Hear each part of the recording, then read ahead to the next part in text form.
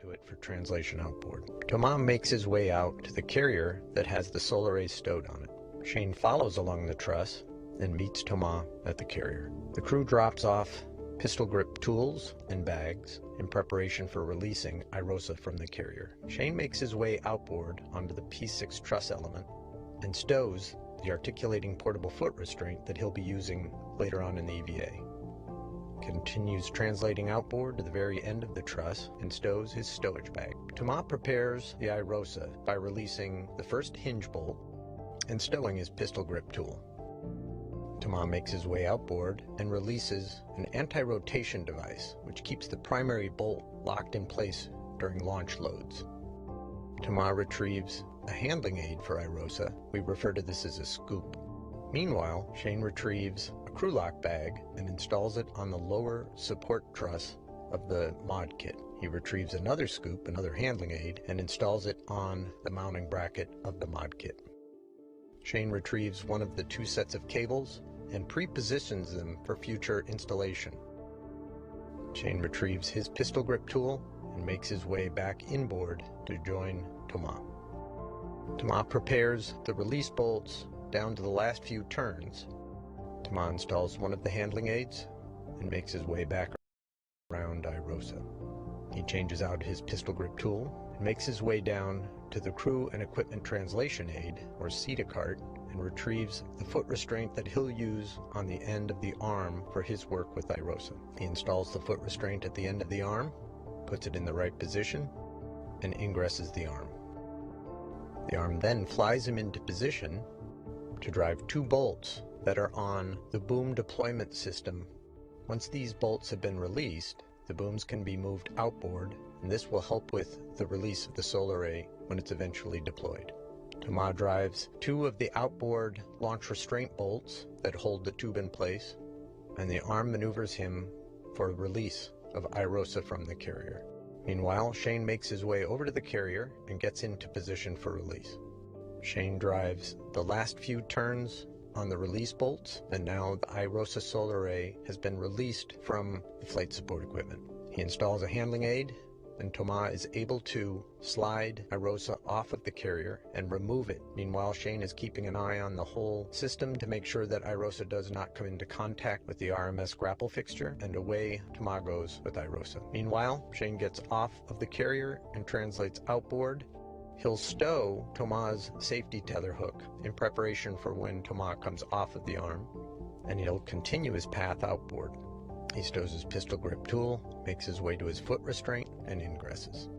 While he's getting into his foot restraint, Thomas is continuing his path, holding on to IROSA while the arm flies him as far outboard as it can reach. He hands off the IROSA to Shane. They swap tethers. Shane has control of IROSA and is left holding it, while Thomas goes back to his egress position. He gets out of the arm, changes his safety tether, and makes his way back to where Shane is holding IROSA. He then rotates Shane into position so that IROSA is handed off to the next point. Thomas ingresses his foot restraint and receives IROSA. Shane egresses his foot restraint, moves outboard, and gets into position to help Thomas install IROSA onto its final location on the mod kit. One of the two handling aids is removed before installing onto this mounting bracket. The two crew members work together to align it and put it into a soft capture feature. Once it's installed, the other handling aid is removed, the final hinge restraint bolt is loosened, and IROSA is now able to rotate into its fully deployed, fully extended position. The two crew members work together to swing it into the single tube. Once it is in position, Shane stows the two handling aids. Thomas gets into position to drive the hinge bolts. These two bolts hold the two halves of the IROSA solar array into a single tube. These bolts are delicate pins, so the final torque to get them into position is done with a hand tool so that we don't over torque those bolts. Once that's in place, there are 8 mounting bolts that hold all of the IROSA solar array onto the mounting bracket. Thomas will drive the first 4, followed by Shane driving the second set of 4. Shane and Thomas will work together to install the electrical cables that hook up to IROSA. One set goes to the right side and the other set goes to the left side. and they are finally hooked up in place on the legacy solar arrays. That's done during eclipse. After those cables are installed, the crew gets into position to drive the final 2 bolts that are holding IROSA in the pre-deployed position. Once these 2 bolts have been driven, IROSA is free to extend itself into its deployed position. After the crew's verified that the solar array is in the right position and it's fully deployed, they drive 2 tensioning bolts. This allows the sail to be tensioned into its final configuration. Once IROSA has been fully deployed, there are some checkout steps that are performed to make sure that everything is hooked up correctly, and the crew cleans up the worksite. They retrieve the handling aids, the pistol grip tools, and they prepare for the second EVA in the series. To do this, they take their foot restraints and move them to the other side of the P6 truss structure. This will be the work site for the second EVA. Each crew member has their own foot restraint, and they'll move them to the other side. The crew repositions the stowage bag that's holding the other set of cables to the other side of the truss, pre-positions it for the next EVA. The crew will do an inventory of all their tools and their hardware, and they'll start their path back to the airlock. On their way back, they'll stop at the carrier, pick up the last crew lock bag and the last pistol grip tool, and make their way inboard. When both crew members are back at the airlock, they'll retrieve a foot restraint that has been causing us problems and bring it inside the airlock to inspect. Shane will enter the airlock, followed by Thomas, and that ends the first EVA.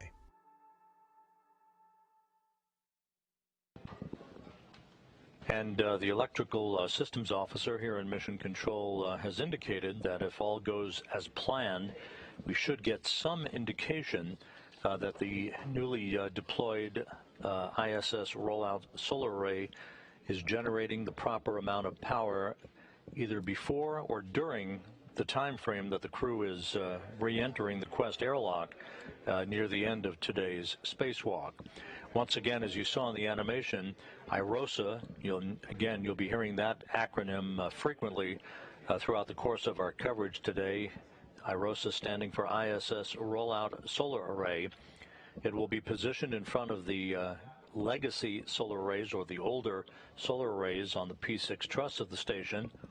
It attaches to the existing beta gimbal assembly that permits it the use of existing sun tracking, power distribution, and the power distribution to the proper channel. In this case, the first array to be installed and deployed today will service the so-called 2B power channel, the first of 6 power channels to be augmented during the course of these IROSA installation and deployment activities. These arrays will shadow approximately 2/3 of the legacy arrays. They're connected to the same power system to augment the existing supply. The 2 arrays to be deployed, the first today and the second on Sunday, will be electrically combined and both provide power to the ISS, resulting in the increased power performance compared to the original legacy ISS solar array. And as we mentioned earlier, each of these new arrays will produce more than 20 kilowatts of power, and when all 6 are finally deployed and activated, they will total about 120 kilowatts of augmented power for the International Space Station.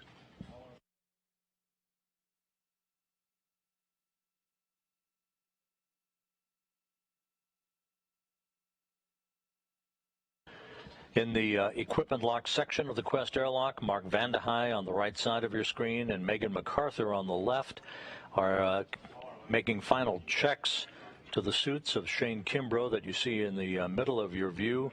You're looking over the shoulder of Thomas Pesquet. Pesquet, who will be wearing the suit bearing the red stripes today, is extravehicular crew member number 1, or EV1.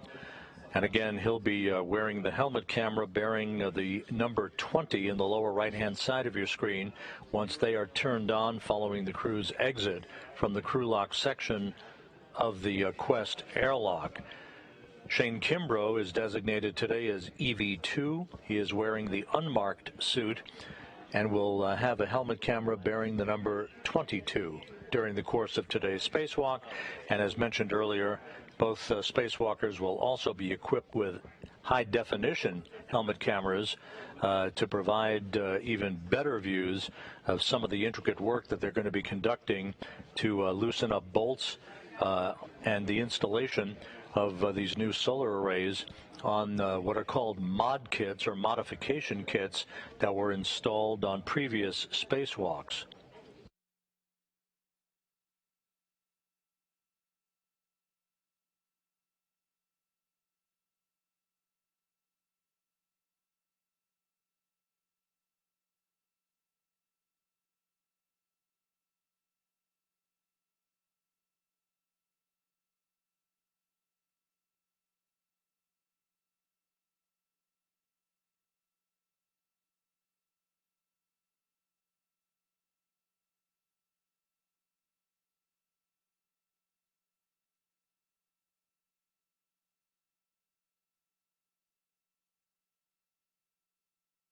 The crew began their suit-up activities about 1 a.m. Central Time this morning. They, again, were assisted in being suited up by Mark Vande Hei, NASA astronaut that you see on the right side of your screen in the blue shirt. They then began to pre-breathe pure oxygen to cleanse their systems of nitrogen in the customary procedure that prevents any possibility of decompression sickness from setting in once they move out into the vacuum of space. A good view down the length of the equipment lock section of the Quest airlock, as you see Megan MacArthur checking out suit systems along with Vande Hei. She will be operating the Canadarm2 robotic arm from the workstation in the Destiny Laboratory during the course of today's spacewalk. The money shot for today is likely to be the movement of Thomas Pesquet in a foot restraint at the end of the Canadarm2, like a telephone repairman at the end of a cherry picker, who will be hauling this first IROSA solar array to the work site. Purge in step 20. The Bedox canisters are temp stowed node 1, deck 3, serial numbers 1033 and 1034. We copy. You're go to proceed, and those are good numbers. And we have resumed the in-suit pre-breathe clock.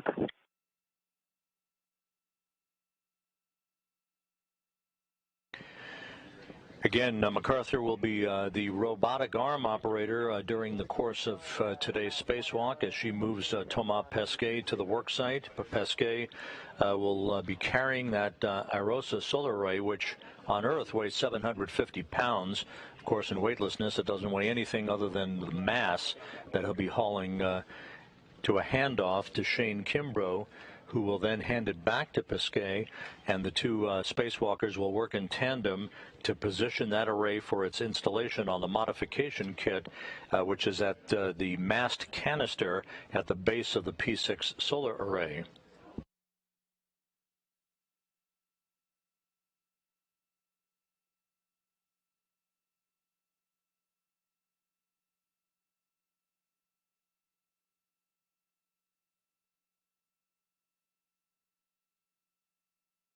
We're about 37 minutes away from beginning the depressurization of the crew lock section of the Quest airlock.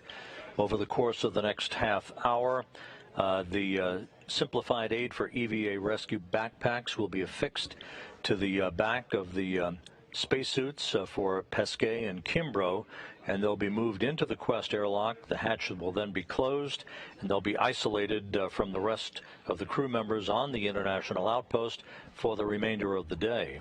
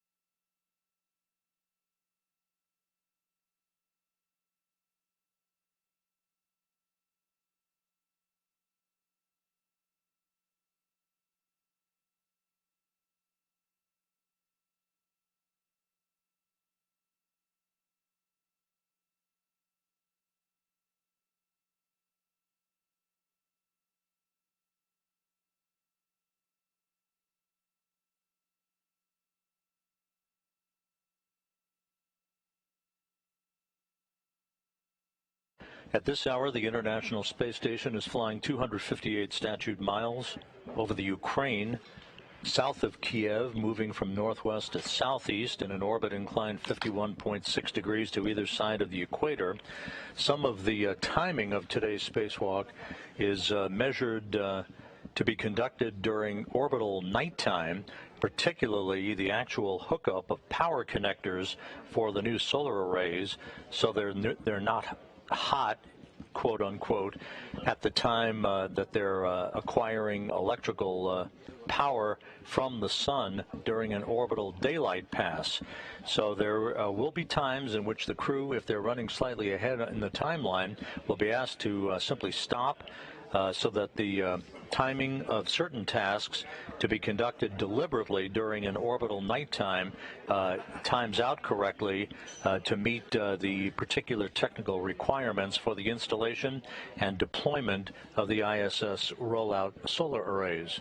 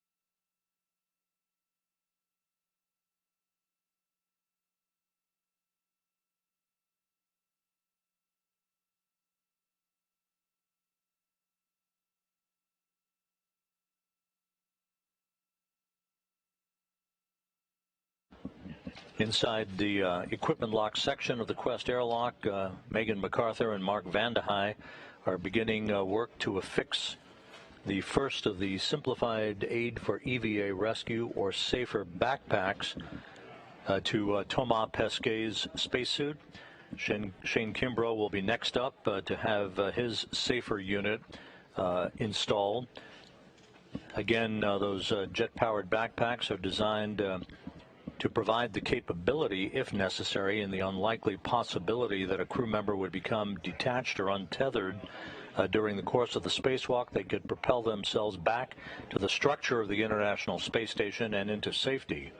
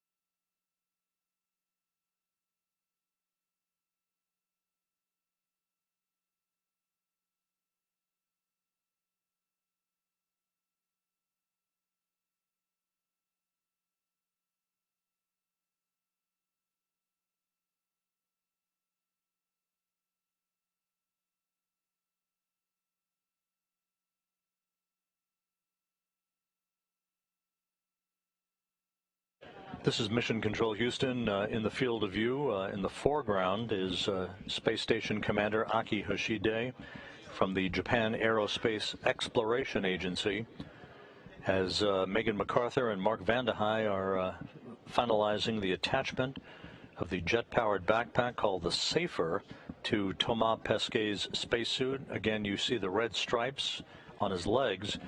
That's indicative of his designation as extravehicular crew member number 1, or EV1. He'll be first out of the crew lock section of the Quest airlock once the hatch is open and the suits are placed on internal battery power to begin the official start of today's excursion by him and Shane Kimbrough, the NASA flight engineer, who will spend 6.5 to 7 hours out in the void of space today, attaching the first of a half-dozen ISS rollout solar arrays to augment the power capability of the International Space Station.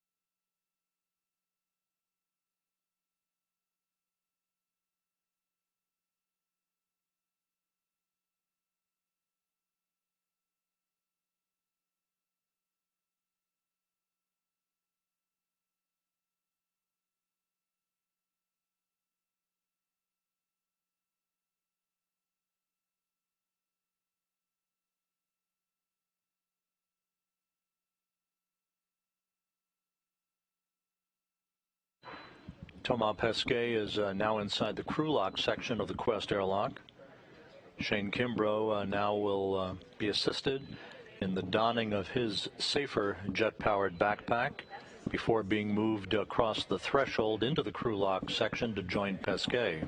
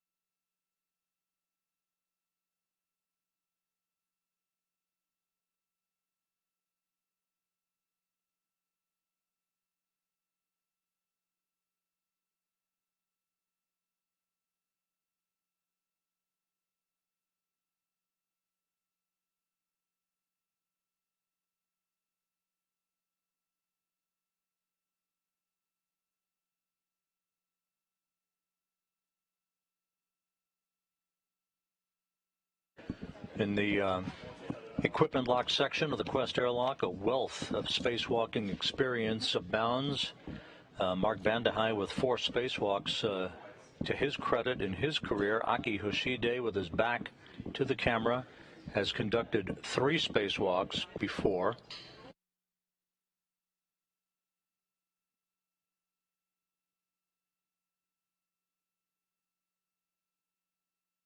Megan MacArthur's previous flight into space, of course, was part of the crew for the final servicing mission of the Hubble Space Telescope. She operated the shuttle's robotic arm to capture and later deploy the Hubble. She will be operating the Canadarm2, the space station's robotic arm, today to transport Thomas Pesquet around with the ISS rollout solar array to the work site at the far port section of the International Space Station, where he and Shane Kimbrough will work in tandem to install that solar array to a so-called mod kit that was hooked up on a previous spacewalk, and then, of course, to loosen bolts and other mechanisms to permit the deployment of that array.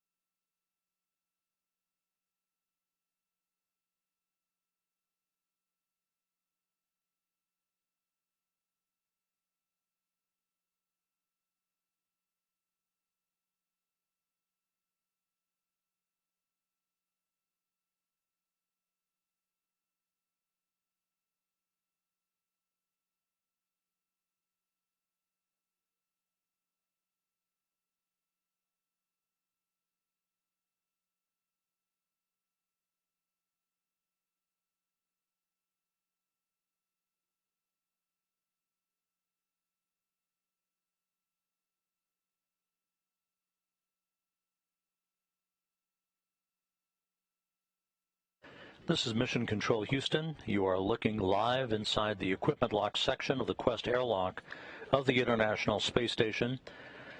You're looking at NASA flight engineer Shane Kimbrough and his extravehicular mobility unit. His crewmate, Megan MacArthur and Mark Vandehei, are across the threshold that separates the equipment lock from the crew lock section of Quest. Thomas Pesquet of the European Space Agency is already inside the crew lock. Shane Kimbrough soon to be moved inside to join his spacewalking colleague for today, as we are about 15 minutes away from the start of the depressurization of the crew lock section of Quest.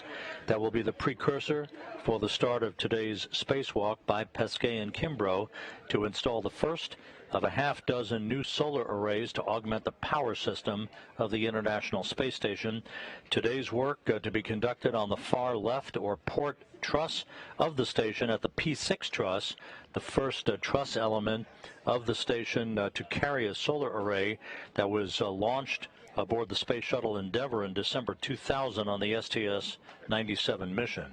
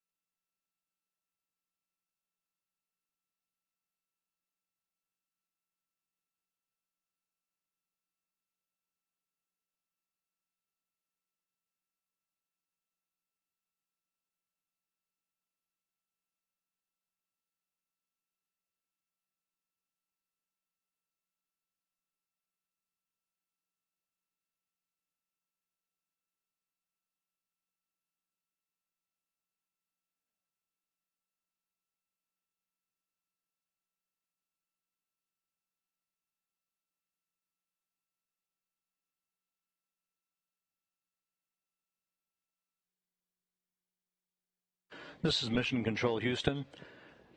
Both Thomas Pesquet and Shane Kimbrough now inside the crew lock section of the Quest airlock. Aki Hoshide in the foreground, assisted by Mark Vandehei, now beginning to close the hatch. That will isolate the two spacewalkers for today. We're about 7 minutes away for a go for the depressurization of the crew lock section that will be done in a two-step fashion. While we have a moment, let's replay for you the 7-minute animation narrated by the lead spacewalk officer, Keith Johnson, who will outline all of the tasks that face Pesquet and Kimbrough in today's spacewalk. At the start of the EVA, EV1, Thomas Pesquet, comes out first, followed by EV2 Shane Kimbrough. Thomas translates up to the front face of the truss and translates outboard. Thomas is setting up what we refer to as safety tether anchors. At this point, he'll drop the anchor point for both he and Shane. Shane will be retrieving an articulating portable foot restraint and putting his stowage bag onto it for translation outboard. Thomas makes his way out to the carrier that has the solar arrays stowed on it. Shane follows along the truss and meets Thomas at the carrier. The crew drops off pistol grip tools and bags in preparation for releasing IROSA from the carrier. Shane makes his way outboard onto the P6 truss element and stows the articulating portable foot restraint that he'll be using later on in the EVA. Continues translating outboard to the very end of the truss and stows his stowage bag. Thomas prepares the IROSA by releasing the first hinge bolt and stowing his pistol grip tool. Thomas makes his way outboard and releases an anti-rotation device which keeps the primary bolt locked in place during launch loads. Thomas retrieves a handling aid for IROSA. We refer to this as a scoop. Meanwhile, Shane retrieves a crew lock bag and installs it on the lower support truss of the mod kit. He retrieves another scoop, another handling aid, and installs it on the mounting bracket of the mod kit. Shane retrieves one of the two sets of cables and pre-positions them for future installation. Shane retrieves his pistol grip tool and makes his way back inboard to join Thomas. Thomas prepares the release bolts down to the last few turns. Thomas installs one of the handling aids and makes his way back around IROSA. He changes out his pistol grip tool and makes his way down to the crew and equipment translation aid, or CETA cart, and retrieves the foot restraint that he'll use on the end of the arm for his work with IROSA. He installs the foot restraint at the end of the arm, puts it in the right position, and ingresses the arm. The arm then flies him into position to drive two bolts that are on the boom deployment system. Once these bolts have been released, the booms can be moved outboard, and this will help with the release of the solar array when it's eventually deployed. Thomas drives two of the outboard launch restraint bolts that hold the tube in place, and the arm maneuvers him for release of IROSA from the carrier. Meanwhile, Shane makes his way over to the carrier and gets into position for release. Shane drives the last few turns on the release bolts, and now the IROSA solar array has been released from the flight support equipment. He installs a handling aid, and Thomas is able to slide IROSA off of the carrier and remove it. Meanwhile, Shane is keeping an eye on the whole system to make sure that IROSA does not come into contact with the RMS grapple fixture, and away Thomas goes with IROSA. Meanwhile, Shane gets off of the carrier and translates outboard. He'll stow Thomas' safety tether hook in preparation for when Thomas comes off of the arm, and he'll continue his path outboard. He stows his pistol grip tool, makes his way to his foot restraint, and ingresses. While he's getting into his foot restraint, Thomas is continuing his path, holding on to IROSA while the arm flies him as far outboard as it can reach.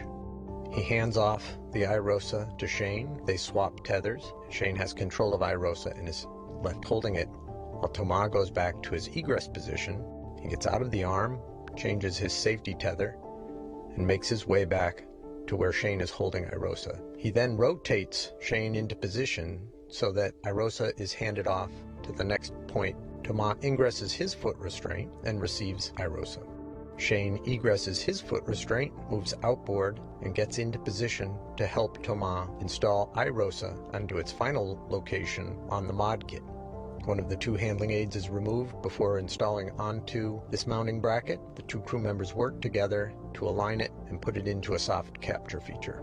Once it's installed, the other handling aid is removed, final hinge restraint bolt is loosened, and IROSA is now able to rotate into its fully deployed, fully extended position. The two crew members work together to swing it into the single tube. Once it is in position, Shane stows the two handling aids. Thomas gets into position to drive the hinge bolts. These two bolts hold the two halves of the IROSA solar array into a single tube. These bolts are delicate pins, so the final torque to get them into position is done with a hand tool so that we don't over-torque those bolts. Once that's in place, there are 8 mounting bolts that hold all of the IROSA solar array onto the mounting bracket. Thomas will drive the first 4, followed by Shane driving the second set of 4. Shane and Thomas will work together to install the electrical cables that hook up to IROSA. One set goes to the right side and the other set goes to the left side, and they are finally hooked up in place on the legacy solar arrays. That's done during eclipse. After those cables are installed, the crew gets into position to drive the final 2 bolts that are holding IROSA in the pre-deployed position. Once these 2 bolts have been driven, IROSA is free to extend itself into its deployed position. After the crew's verified that the solar array is in the right position and it's fully deployed, they drive 2 tensioning bolts. This allows the sail to be tensioned into its final configuration. Once IROSA has been fully deployed, there are some checkout steps that are performed to make sure that everything is hooked up correctly, and the crew cleans up the worksite.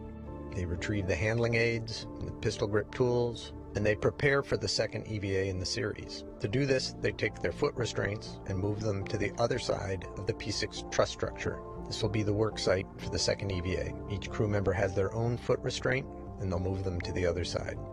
The crew repositions the stowage bag that's holding the other set of cables to the other side of the truss, pre-positions it for the next EVA. The crew will do an inventory of all their tools and their hardware, then they'll start their path back to the airlock. On their way back, they'll stop at the carrier, pick up the last crew lock bag and the last pistol grip tool, and make their way inboard. When both crew members are back at the airlock, they'll retrieve a foot restraint that has been causing us problems and bring it inside the airlock to inspect. Shane will enter the airlock, followed by Thomas, and that ends the first EVA.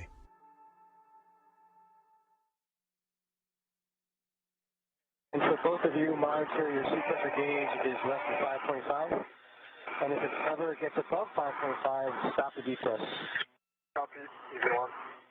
Depress pump man ISO is open. Copy, open. And let us know when the crew lock at 6.0. Expect an alert tone.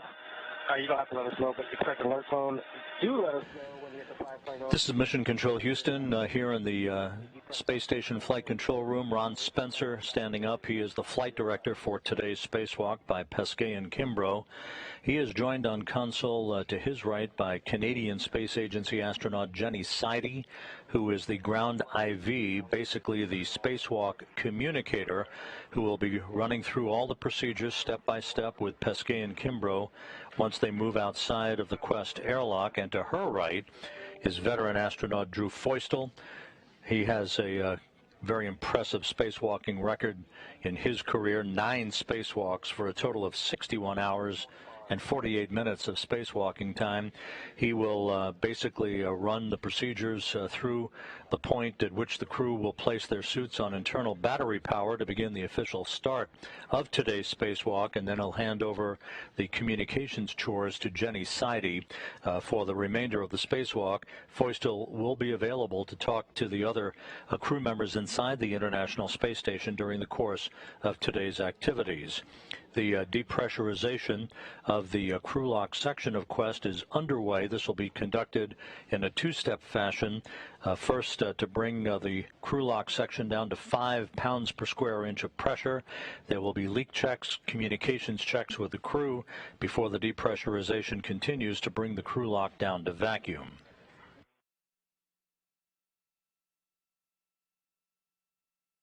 P4.8.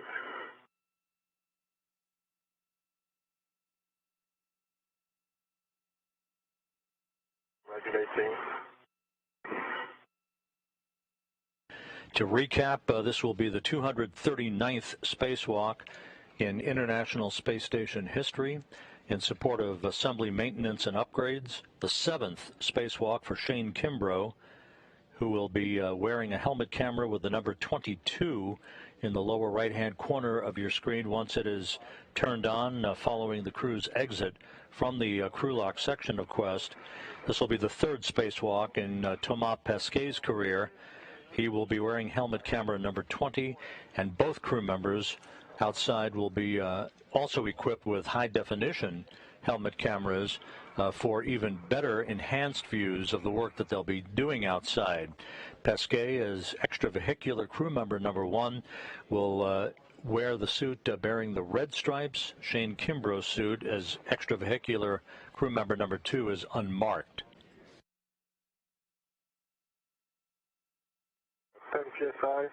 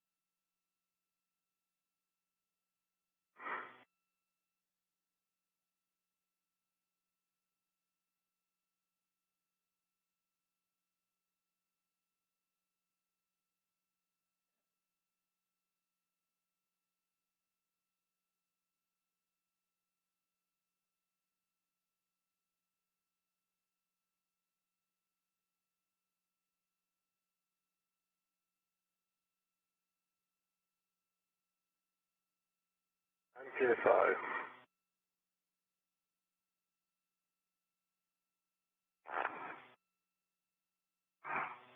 It's under 5 on my seat.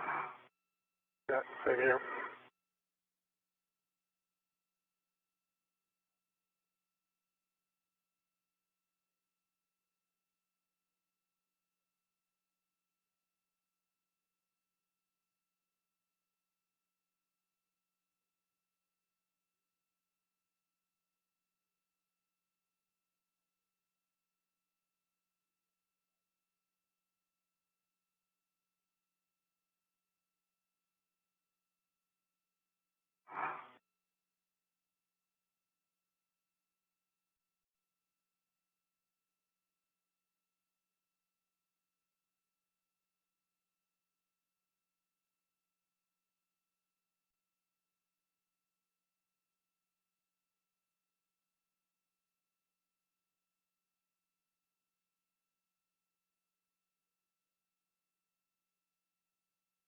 PSI on the VCM. LOC.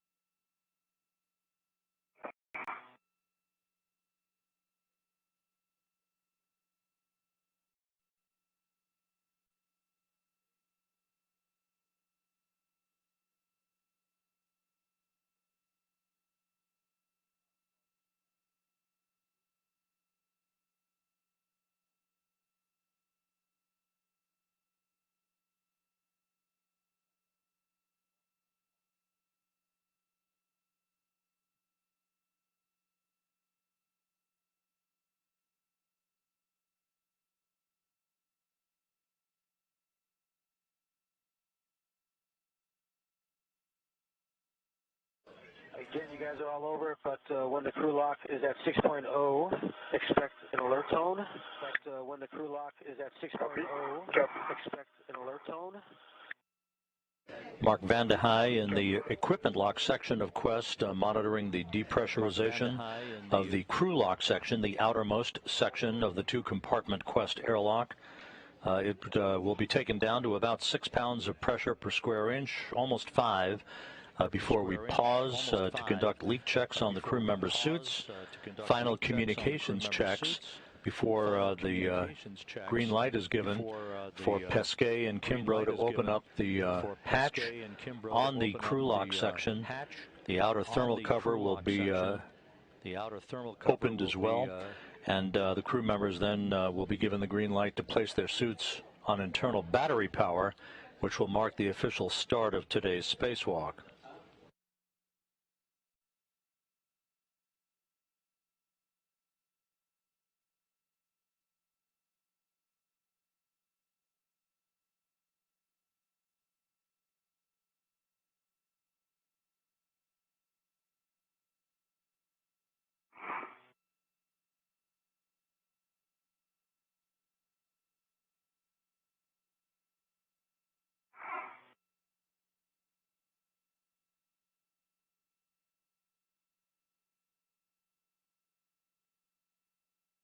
Approaching 6.0.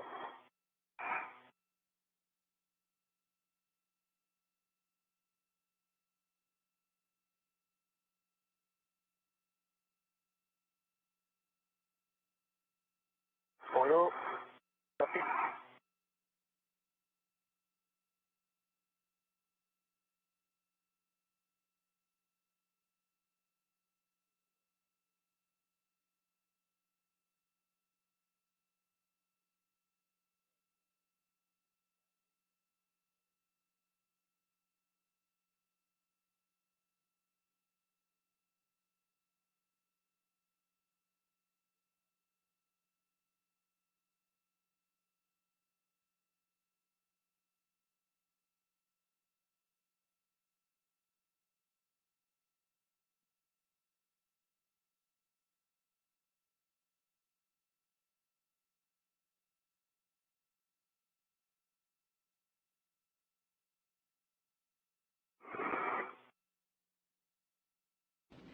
Once the two spacewalkers have placed their suits on internal battery power, Pesquet will be first out of the Quest airlock. He will be joined just a few moments after that by Kimbrough, and the two will begin to check out all of their equipment, make sure their tools and tethers are properly configured before they make their way over to the work site on the far left side of the truss of the International Space Station at the P6 truss of the complex. iPhone 1.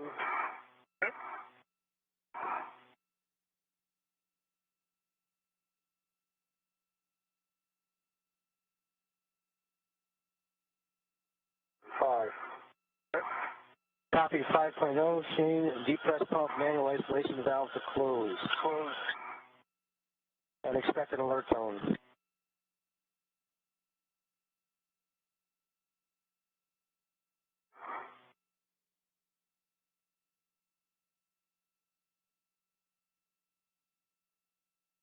Alert for now.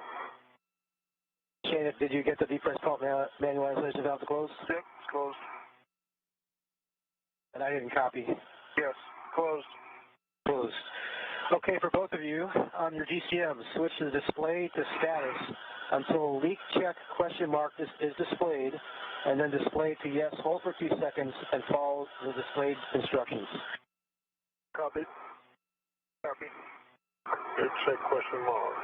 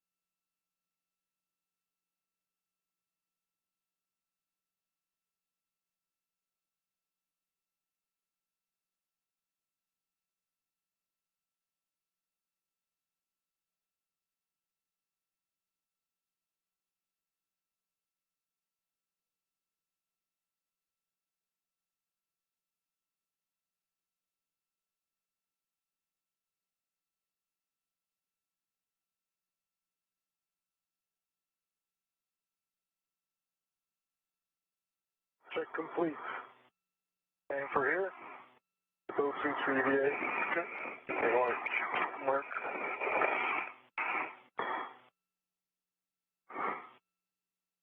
Copy, both of your leak checks are complete and you're in the process of moving your O2 actuators to EVA.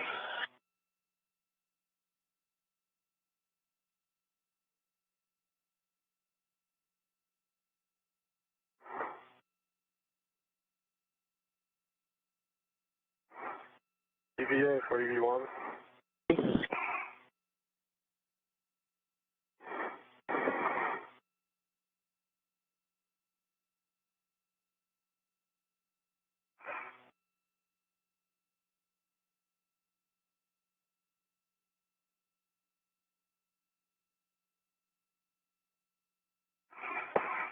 Look on my EVA, but it's not showing it. My DCM. Good lock.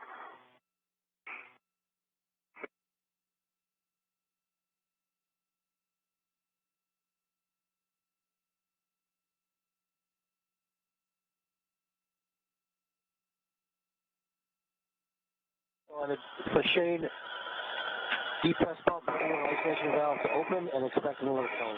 Yep, it's open. Copy open. The emergency MPEV is now open. Monitor your seat pressure gauge stays less than 5.5. Copy. Copy. Mark Vande Hei continuing to monitor the procedures as we have now resumed the depressurization of the crew lock down to vacuum, which will be the precursor to the crew opening the outer hatch to the crew lock and placing their suits on internal battery power to begin today's spacewalk.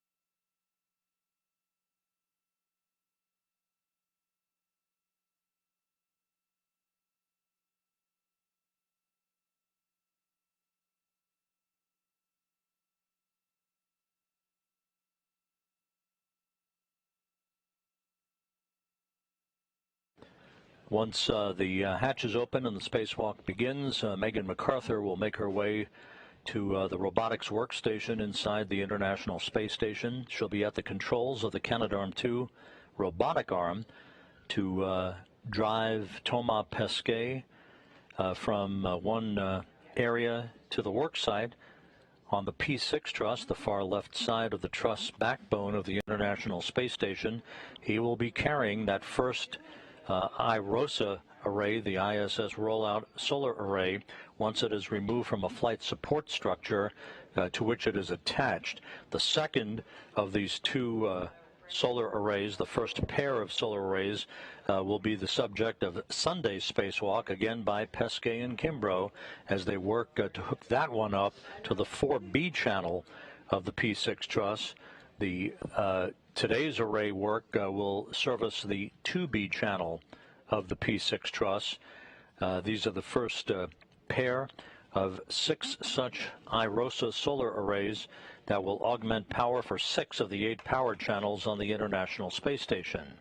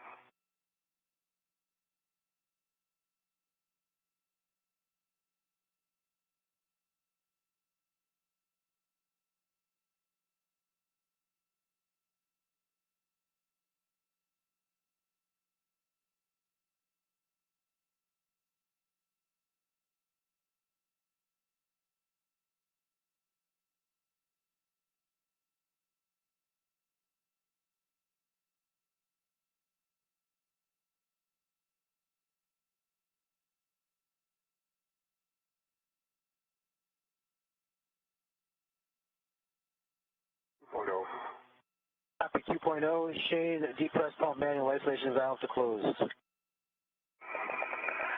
Yeah, manual valve is closed.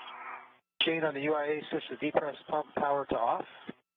Depress pump power off. Report the initial configuration for egress of your tethers. Okay, I can do that. Let's see, on Shane's configuration on his right gearing extender, his safety tether, close and lock goes to the waist tether, close and lock goes to the airlock. Waist tether, close and lock on both sides. On his left gearing extender, he's got his red hook, close and locked, goes to the red reel, which is unlocked. Yellow hook, close and locked to his green reel, unlocked. His green reel goes to, his green hook goes to his red reel. Anchor hook. European Space Agency astronaut Thomas Pesquet across that hatchway that you see Mark Vandehei on this side of the hatch as Pesquet and Kimbrough report the configuration of their tethers prior to the point at which the crew lock section of Quest reaches vacuum, which should be just a few moments from now. He's on my red reel. It's green reel, yeah, it's closed but not locked. And my anchor hook is on my main workstation. All right, Tomas, could you confirm that your right and left waist, actually you have a hard time checking your short waist tether. Check that your waist tether on the same side as your safety tether pack. The waist tether small hook is closed and locked on the gearing extender. That is correct, Mark. The left side where my safety tether pack is, and my waist tether closed and locked. And on the other side is my gearing closed and locked. Would you confirm that the airlock waist tether, the one that's directly attached to the airlock gearing extender, has both of its hooks, the large and small hooks, closed and locked? That is correct. Small hook closed and locked, and large hook closed and locked on Shane's large hook closed and locked. Hey, Houston, do you have anything you want to double check with them? That is a good tether config. Thank you all. All right, thanks. Good work, gentlemen. On both your DCMs, when the crew lock DPDT is about 0, expect an alert tone. And then tomorrow, when the EV hatch delta pressure is less than 0.5 psi, you are go to open and stow the EV hatch. Mark.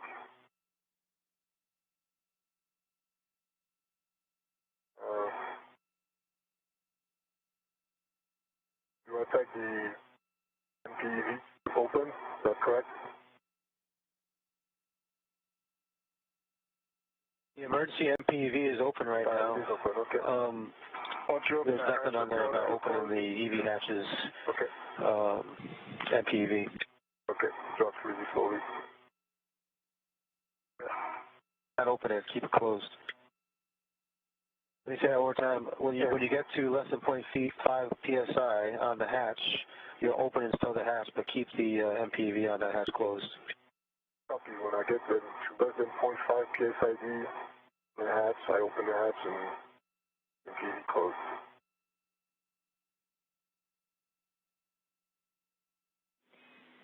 The airlock, Houston, we have about 8 to 10 minutes until we're at a time where the delta P is going to be less than 0.5.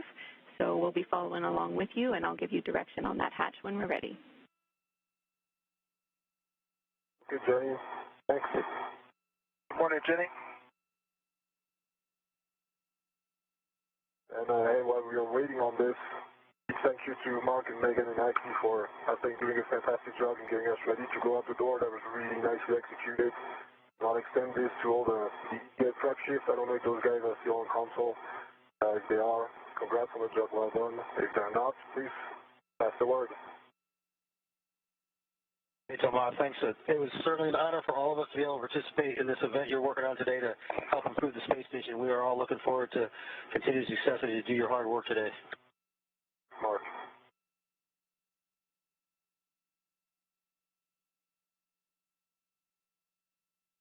With those words, Mark Vande Hei will turn the communications duties over to Jenny Sidey, the Canadian Space Agency astronaut here in Mission Control, who is the ground IV or intravehicular crew member, essentially the spacewalk communicator for today's excursion outside by Pesquet and NASA astronaut Shane Kimbrough.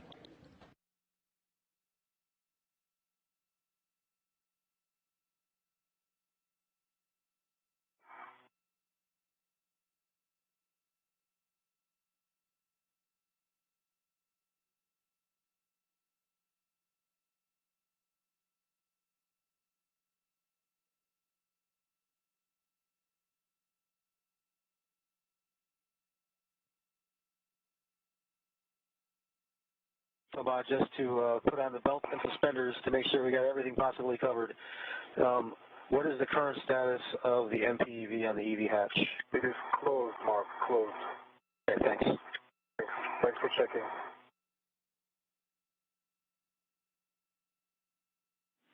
Ground copies. That's a good config.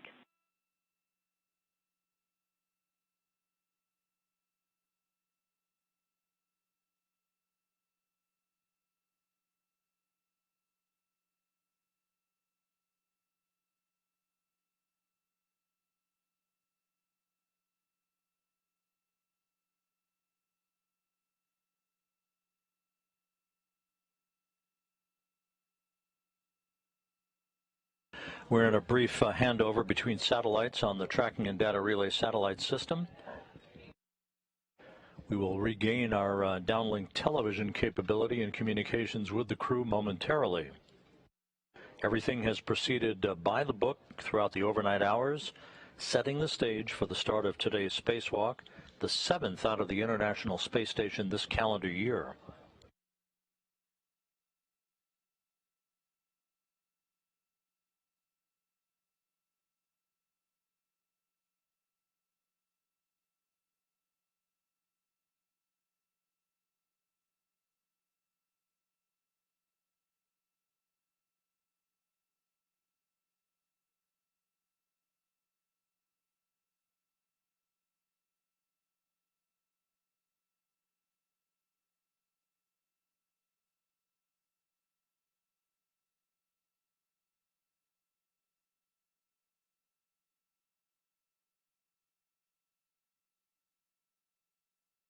Turn my lights on, come on.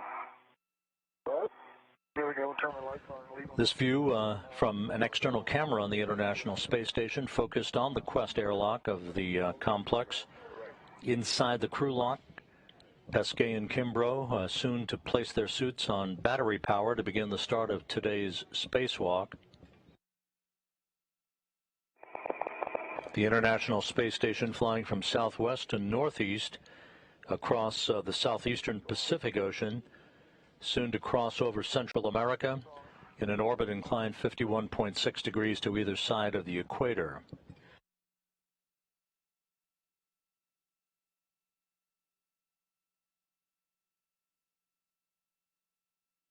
I see point 8, GSID on the hatch, manual gauge.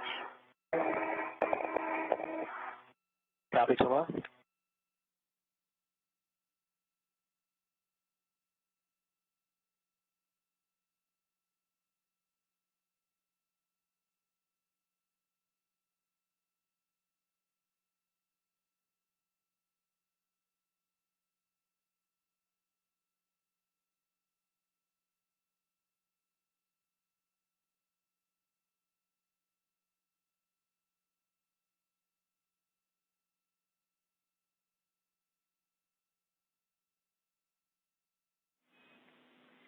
I have a reminder for Thomas. We're not at the point yet where we want you to actuate the hatch, but after you fully rotate the hatch handle, when we are at that point, we'll have you pause for 1 second before opening the hatch.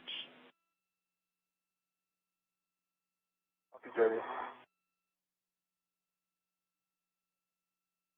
Hey, Jay, it's Mark. Does Thomas go to start that process when he sees 0.5 psi delta P on the EV hatch? Or does he have to wait till you call him? Checking. I'll check with you, Jenny, in any case.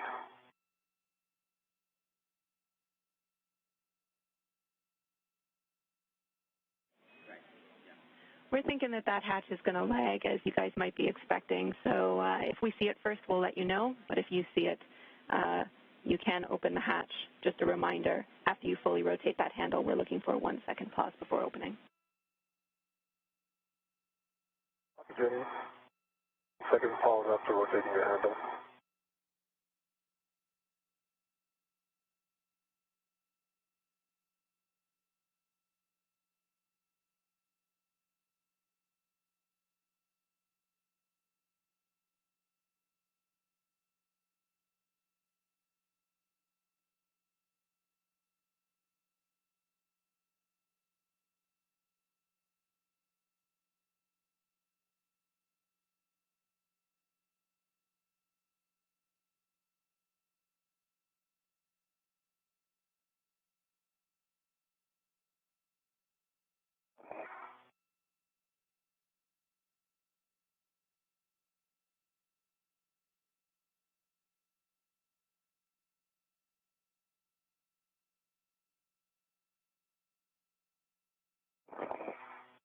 You're at 0.6. Copy, Tomas.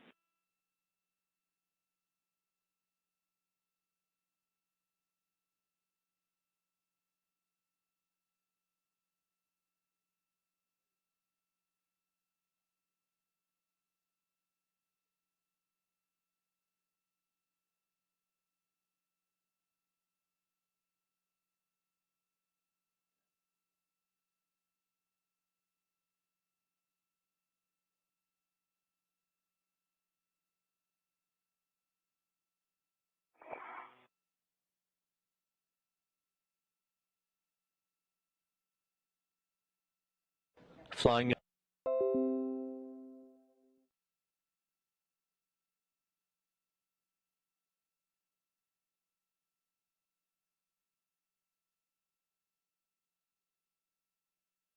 As mentioned earlier in the broadcast, these two astronauts conducted 2 spacewalks together during Expedition 50 in January and March of 2017. The first was work that was ongoing as part of the sequence of events that swapped out batteries for the power system on the International Space Station. The second of their 2 spacewalks together 4 years ago saw them lubricate and service the latching end effector on the Canadarm2 robotic arm and prepare the zenith or space-facing port on the Harmony module for the installation later on of the second of the 2 international docking adapters.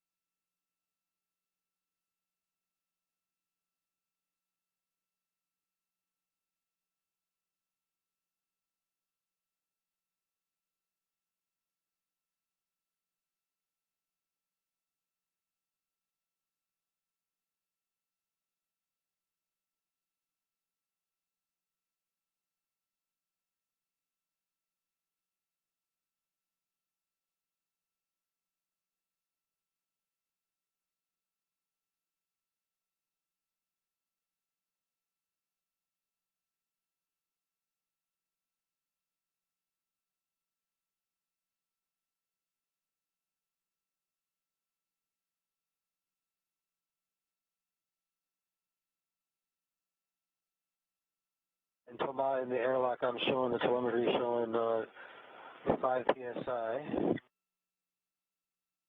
Copy. Correction. 0.5. Less than 0.5 psi.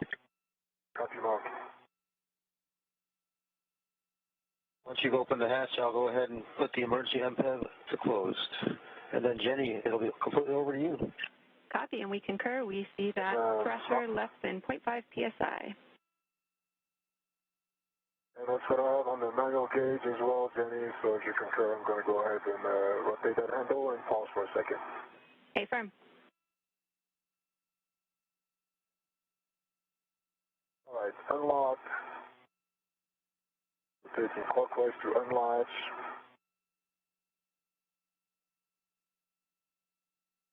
Hard stop. I'm going to pause.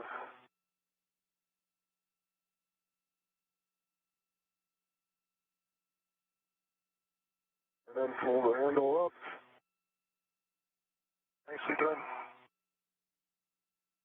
And the hatch to the crew lock section of Quest now open at 7:09. We're standing by now for final systems checks and the suits being put on internal battery power to mark the official start of today's spacewalk. Want to move it? Yeah, can you move it a little bit to the, there you go, forward and if I get to, no, you just move you, because I think I'm contacting you. Okay. If you go as much forward as you can, Shane. One full all forward. There you go. Okay, hatch is open. Nice. Secured to the daylight. Nicely done, Thomas. The emergency MPV is now closed. All right, Eddie. Good luck today, and look forward to talking to you at the end. All right, ground copies. Thank you, Mark. Well done. I am ready to pick up with you guys. On your DCMs, switch power to BAT, stagger your switch throws, and expect a warning tone. Check display switch functional. Copy. Power to BAT.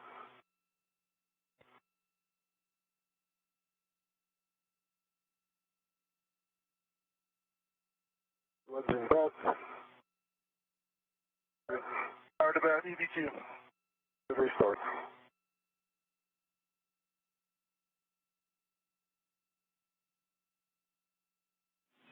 Copy, power to BATs. Looking for a good display on Shane as well. Display. Good reset. On the UIA, switch power for EV1 and EV2 to off, OFF, and check for LEDs off, OFF.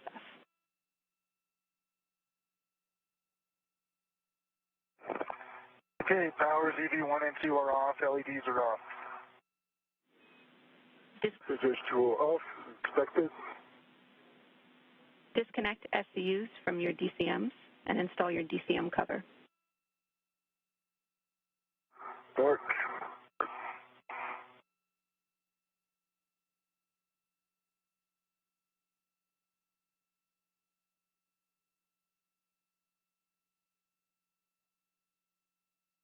View disconnected, cover in place, and for EV2. Copy both. Store your SCUs in their pouches. Not yet.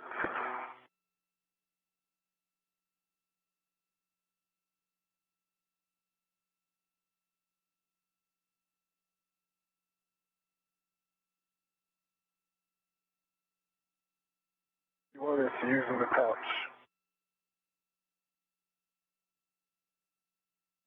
Copy. This is Mission Control Houston. Thomas Pesquet of the European Space Agency and NASA's Shane Kimbrough have placed their suits on internal battery power at 7:11 a.m. Central Time, 8:11 a.m. Eastern Time, marking the official start of today's spacewalk, the 239th in support of space station assembly maintenance and upgrades. Again, start time for today's spacewalk officially measured at 7:11 a.m. Central, 8:11 a.m. Eastern Time.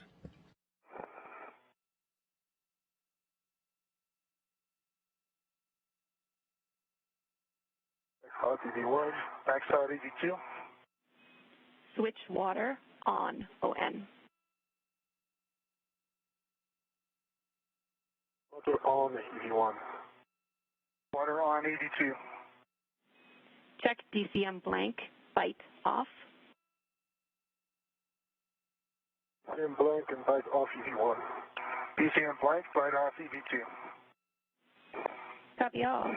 Temperature control valve set as desired.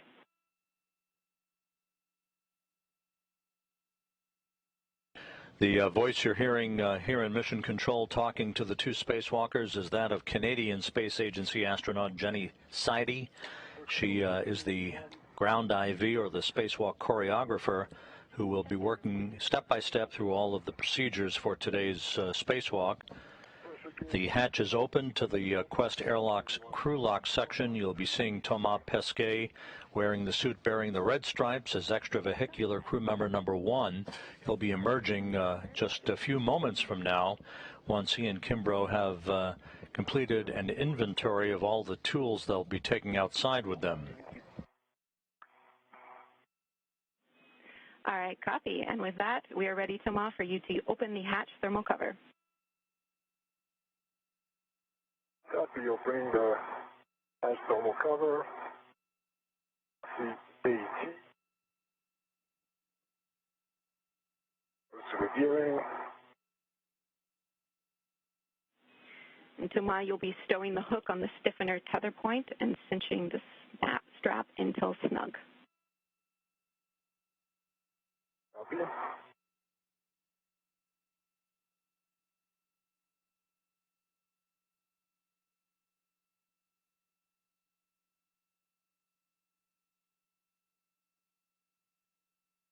The hook is on the tether point, and the strap is cinched. I see black lines. Copy. We are expecting. And the thermal cover is open. Copy. The outer thermal cover on the Quest airlock opens just as the International Space Station flies 258 statute miles over Miami. I go to egress. Affirm, Thomas, you can egress the airlock with crew lock bag number 1. We'll have you verify the forward hatch pit pin is engaged.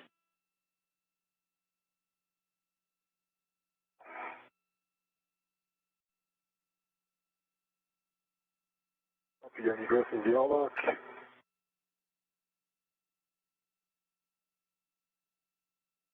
Forward hatch pit pin engaged. Up and down local tether. My crew lock bag. Copy. You can get that crew lock bag on your VRT, and when you're ready, give Shane a go for egress.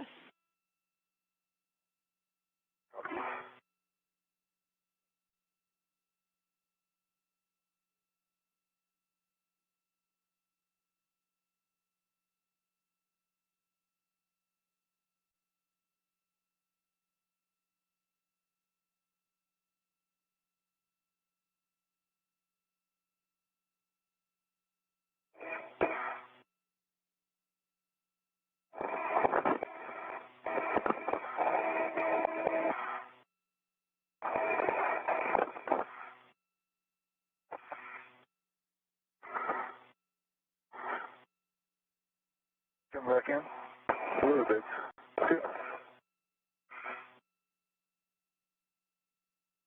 When you rest on that lower bag. Yeah. Okay, I got BRT right on it. BRT on the crew lock bag. Bring back out. Once I have the red on it, I have my BRT, you can release. And our first view of Thomas Pesquet, extravehicular crew member number 1 today, wearing the suit with the red stripes, representing the European Space Agency today as he begins the 3rd spacewalk of his career.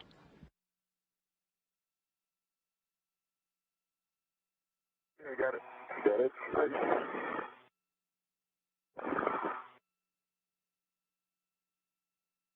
I have a red on the IDA bag, cable bag,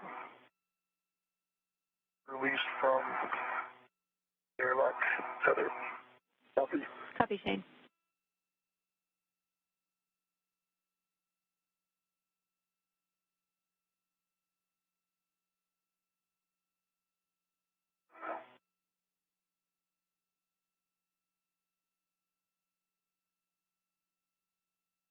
When you're ready, Thomas. I'm ready. You can come out. Okay.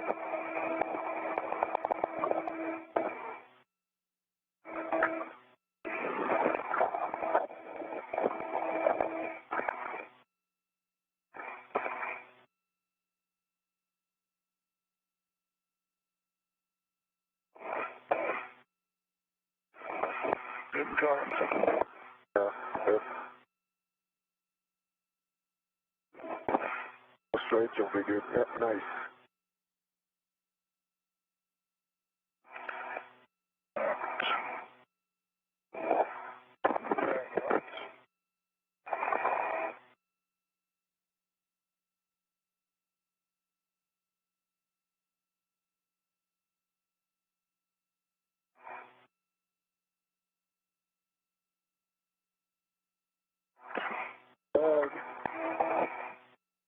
On the lights. Go ahead and close the whole cover with you. Yeah, I gotta come back. You gotta come back. Yeah, I think the belts are on my lights. Yeah. Copy. Now that you're both egress, you can turn on your HECAs, and we're ready to copy Rotate your right shoulder. buddy checks when you are. Stand by, Jenny. Rotate to your right shoulder, Shane. What's that? To your right shoulder. Rotate. There you go. Good. Thanks. Okay, Jenny, can you say that again? Okay, I copy. You can turn on your HECAs when you're ready, and then I'll copy buddy checks when you're ready.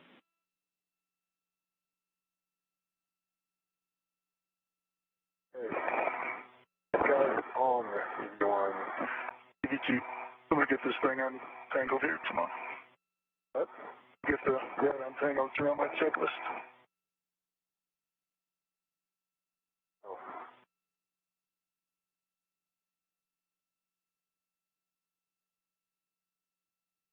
Let's see.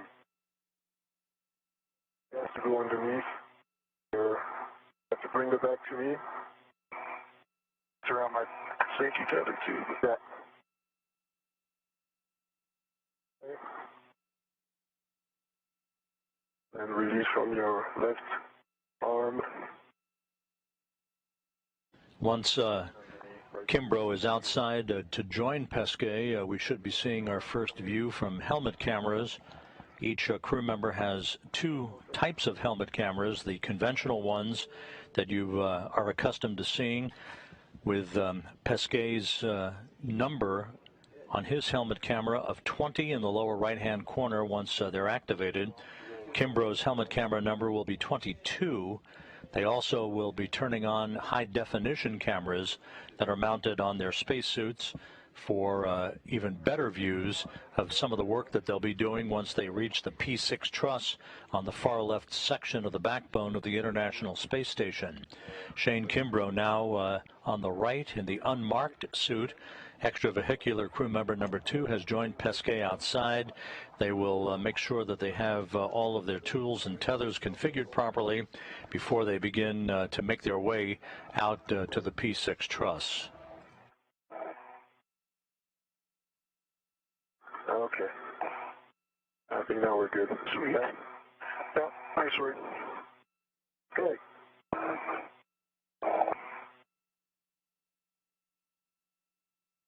So, you ready for body checks?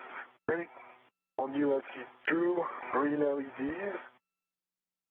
And going down, I see 3 tabs up and a little bit to your left shoulder.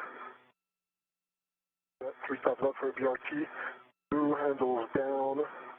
And I see the waist tether is going from your right steering extender locked black on black to the L-up waist tether locked black on black, both the big hook and the small hook. Looks like a good toothpick. Okay. And you got the IDA bag on your main workstation right there. Yeah, that's what it is. All right, I see 2 green lights on you. Lights are on, visor down. Any workstation tabs, 1. And 2 are up. BRT tab is up. Safer handles are down. I see your safety tethers just out your left side there. It all looks clear. Your product bag looks good behind you. Make you're in a good config. Okay, sounds good. With that, Jenny, if you agree, I'll make my way to P1. Copy. Good buddy checks. I'll just take a baseline HAP check from you, and then we can get to translating to Ma. Correct. And the HAP is dry for V1. Dry HAP, BD2. Copy dry HAPs. With that, Thomas, you're right. You can translate to P1. We're looking for Bay 12. I'll have a mile marker for you when you're ready. And Shane, you'll be attaching the cable bag bundle to the APFR and airlock with 12. Shane Kimbrough reporting good configuration of all the tools and tethers, the HAP reference made by them and spacewalk communicator Jenny Seide here in Mission Control is the acronym for Helmet Absorption Pad. That is the device in the spacewalkers' helmets to do exactly what it's implied, and that is absorb any perspiration or other condensation that may build up inside their helmets during the course of the spacewalk. The two spacewalkers placed their suits on internal battery power at 7:11 a.m. Central Time, 8:11 a.m. Eastern Time to mark the official start of this spacewalk. The 239th for station assembly maintenance and upgrades, the 7th for Shane Kimbrough, and the 3rd for Thomas Pesquet. All right, I'm on phase 1. The fixed weather is clear. My report. Copy, Thomas. You're looking for mile marker 9180. 9180, copy, Jenny, thanks. Good words, just under the FHRC.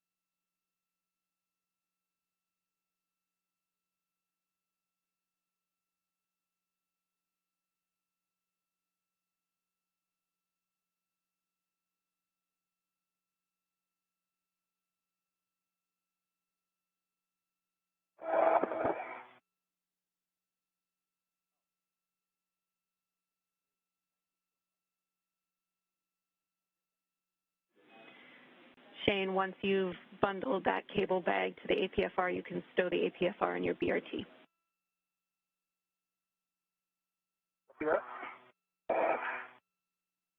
All right, it's bundled on there. Our first helmet camera view from Thomas Pesquet as he begins to make his way down the port truss of the International Space Station, incrementally using handrails to make his way towards the ultimate destination, which is the P6 truss, where he and Kimbrough will begin to work to remove the IROSA, the ISS rollout solar array, from flight support equipment that's mounted on the truss of the station to begin the intricate process of unbolting a variety of mechanisms that will lead to the deployment of that array later in today's spacewalk.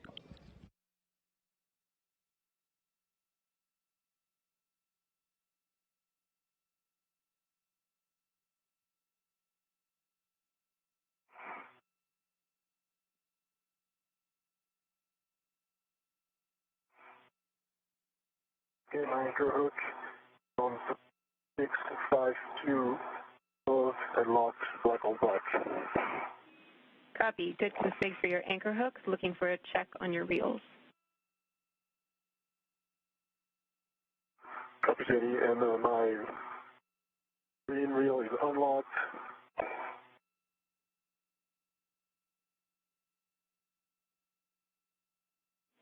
My red reel is unlocked. Copy. Green and red reels unlocked. You can tether to EV2's anchor hook.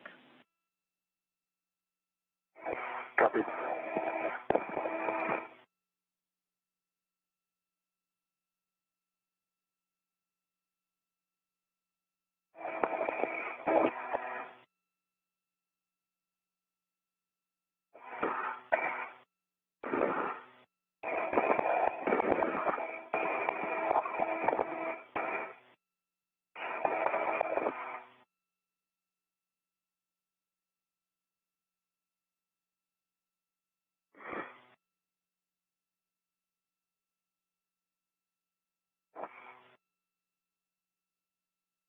Okay, Jenny, I'm tethered to EV2's anchor hook.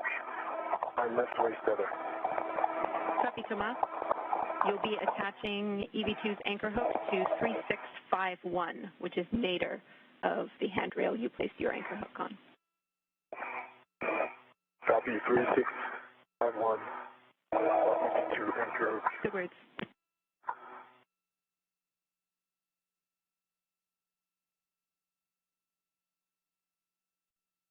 EV2 anchor hook is on 3651. The gate is closed, lights are locked, black on black. Copy. That is a good load path. With that, I see Shane has picked up the APFR at the airlock. So when you're ready, Thomas, you can give Shane the go to release his tether from the airlock waist tether. Shane, you're tethered to 3651. The good anchor hook. You have to go to pick up your waist tether and begin extraction. Okay, copy. Thanks, Thomas.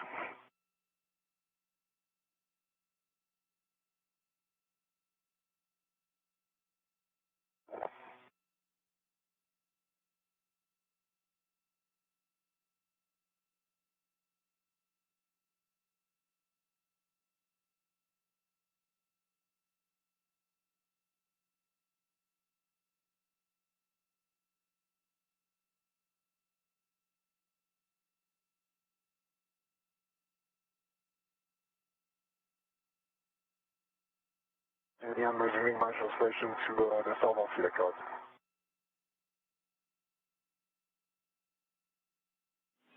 Say your last.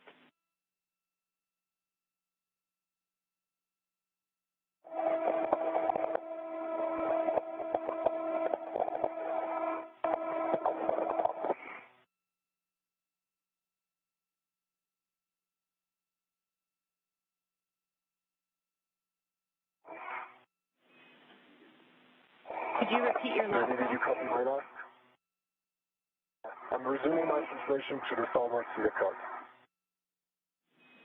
Okay, copy, Thomas. You'll be translating to the FSE stanchion Delta. I have a warning and cautions for you when you're ready. And Jenny, I'm at the NT. I am ready for the warning and caution. Warning, grapple shaft and curvet coupling teeth are no touch zone. Caution, no sudden movements or quick stops on the FSE. We want you to be translating slowly. Wait until FSE motion dampens out before imparting any loads. When Shane is on the FSE as well, do not simultaneously impart loads and do not contact iROSA blankets. Copy on, Jenny, thanks.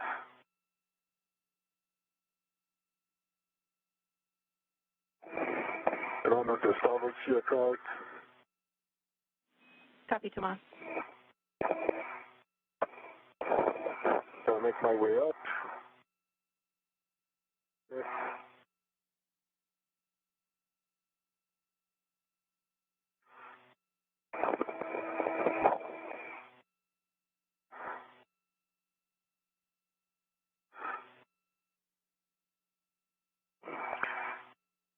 Be closed on thermal cover. It doesn't seem to want to stay closed. Copy, Shane. You're closing the thermal cover.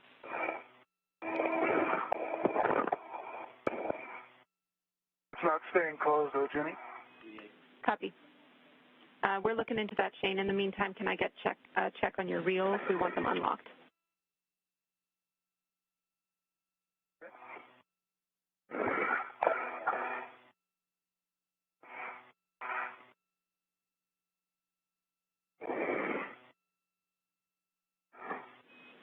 And Thomas, we see you on the FSE. You're looking to stow your crew lock bag on the tower handrail. I'll be stowing your crew bag on the tower handrail on the FSE. Shane Kimbrough,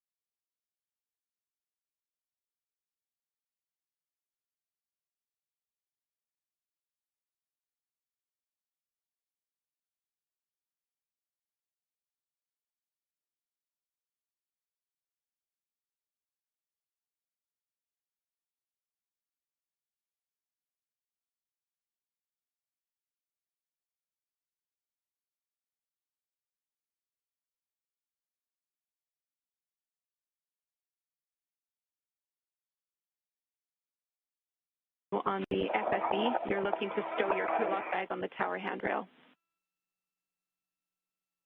Be stowing your crew lock bag on the tower handrail on the FSE. Shane Kimbrough,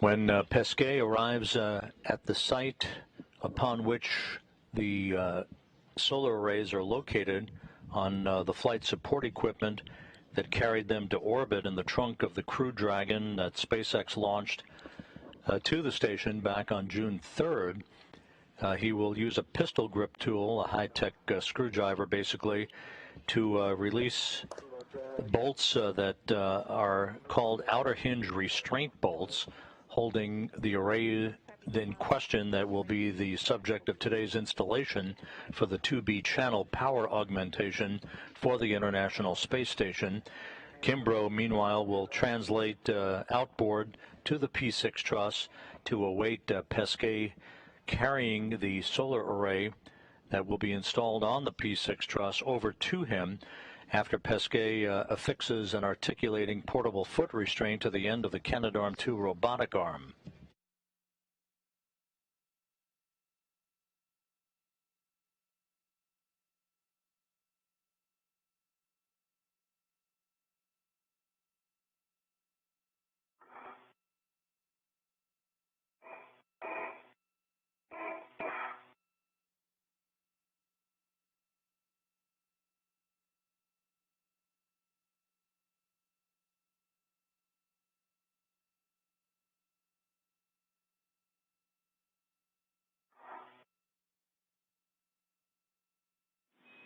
And Shane, from what we see, it's holding well now.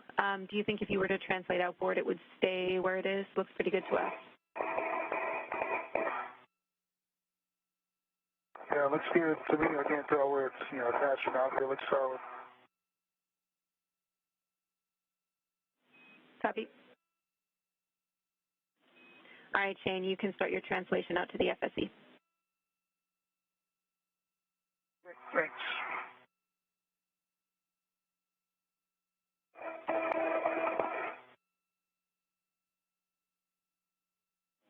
Stand by, Shane. It looks like the thermal cover just opened.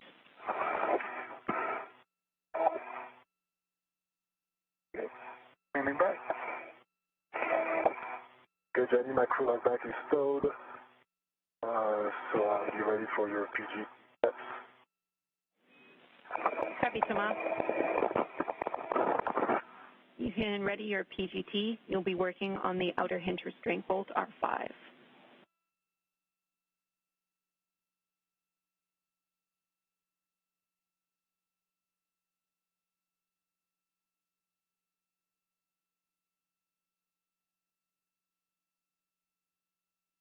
Shane Kimbrough continuing work to try to close and secure the outer thermal hatch cover over the crew lock section of the Quest airlock before he begins his journey out to the far left section of the truss of the International Space Station. Thomas Pesquet making his way to the location where basically the carrier holding the first pair of Virosa ISS rollout solar arrays is located. Jenny, it's closed again, and it seems to be holding for now. Copy, Shane. We're having a discussion down here about whether we want you to put a tether on it. That's the holdup, so I'm going to wait for you on that soon. Okay.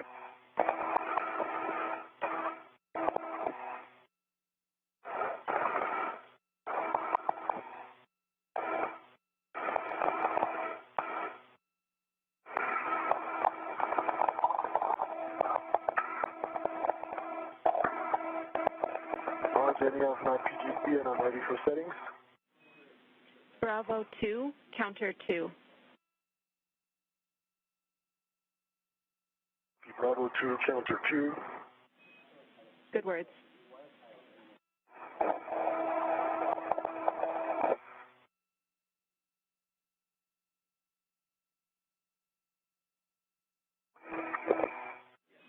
And Shane, we're going to have you put an adjustable equipment tether on the thermal cover to the circular handrail just to keep it closed. And work.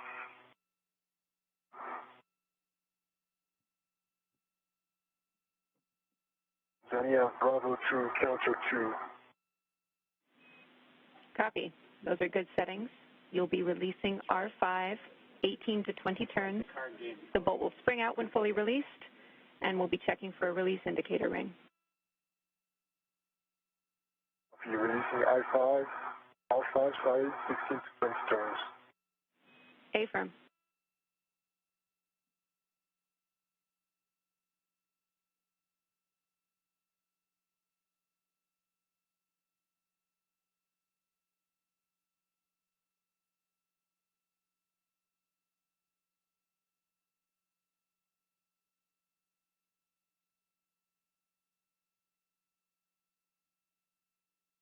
I got low torque on the PGT.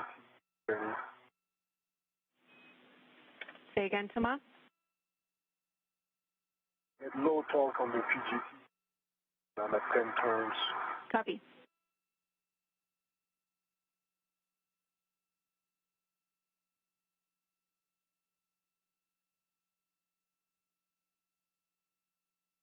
I got 17 turns. See the ball stopped out. I'll give it a couple more turns if you'll allow me. Copy, Thomas. Checking. All five is released. Copy. R5 released.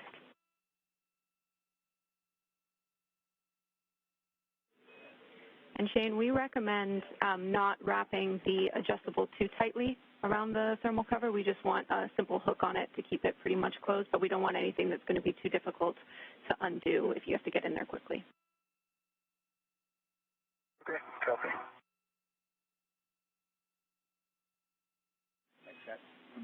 Shane, we recommend hooking to the loop, which is by your right hand on the circular handrail. That looks like a good point if you like. Copy.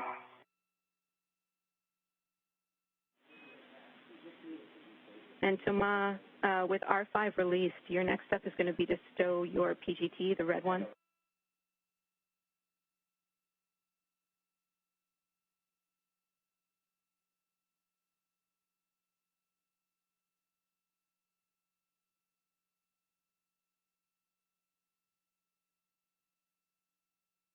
Any words for me? I think I'm doing a socket swap, correct? A-firm, that was a handover, guys, so I'm back with you now.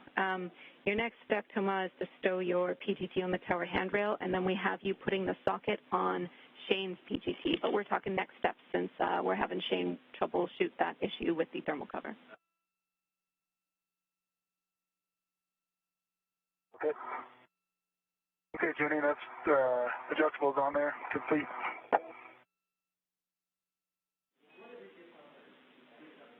Copy, Shane.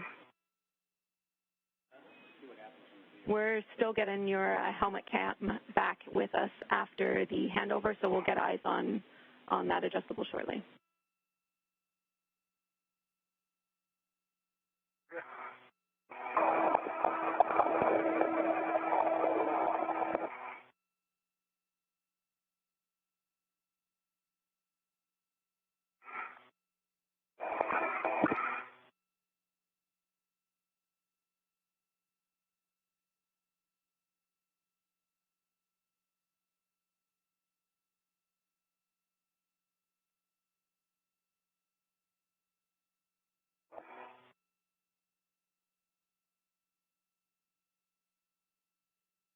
You need me to face it, Jenny, or you guys are looking at other stuff? They're talking at Shane. Word shortly.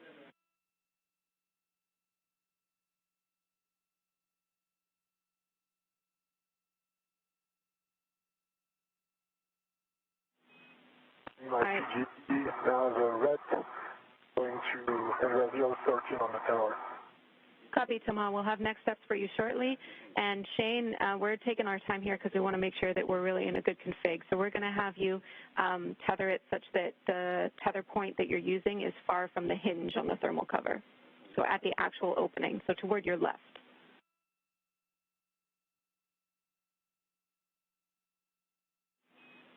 All right. I'll move it over there. Copy. Thanks, Shane. That'll be using that hook right by your left hand.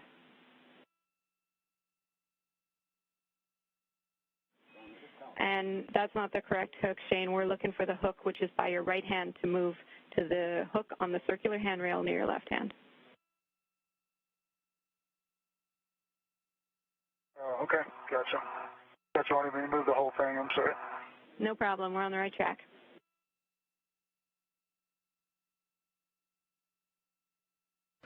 With Thomas Pesquet having arrived at the work site where the ISS roll-up solar arrays are located, in this view from his helmet camera, high-definition view, Shane Kimbrough now working to tether down in place the outer thermal hatch cover on the Quest airlock that has been a bit bulky this morning. 35 minutes into the spacewalk, Pesquet will begin to set up shop to release an outer hinge restraint bolt that will free up the solar array that will be extracted, that he will haul over to the P6 truss and ultimately hand off to Shane Kimbrough in a choreography that will ultimately result in that array being installed on a modification kit, a bracket basically, at the mast canister base of the P6 truss of the arrays, and then ultimately unfolded once a series of other bolts are released to enable the tension-laden solar array to unfurl. All right, big picture for you two. We're having Shane translate out to the FSC, and he's going to drop his PGT there. Tomorrow you'll be putting a socket on that PGT to continue with the anti-rotation device removal, the ARDs, so you can ready the 7/16 12-inch socket.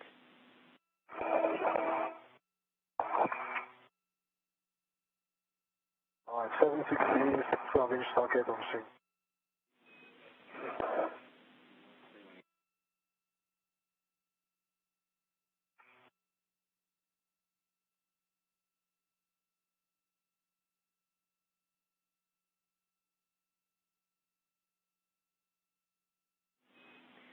Tomorrow we're going to have you stand by.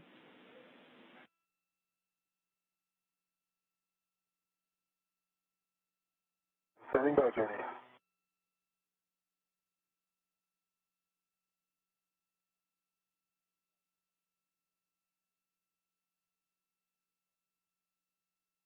Tomorrow I'm on phase 1, coming your way. Okay, I see you from distance. Been good. And ground copy, Shane.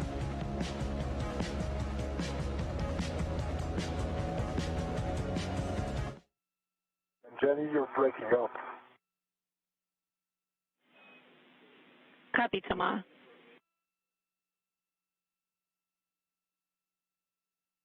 Oh, now you're coming in clear. All right, keep me updated on it. I will.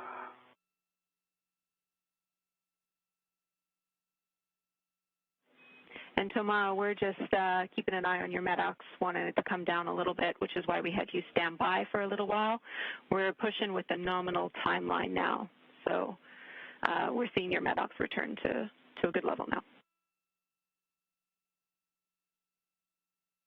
Okay, sounds good. Thanks for keeping me honest, Jenny. No problem. Shane's around three minutes or so away.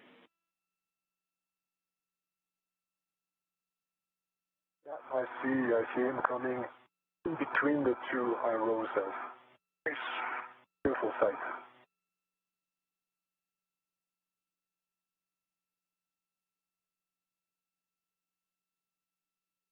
There's a good view of Thomas Pesquet at the flight support equipment carrier, if you will, in which the first pair of ISS rollout solar arrays are housed.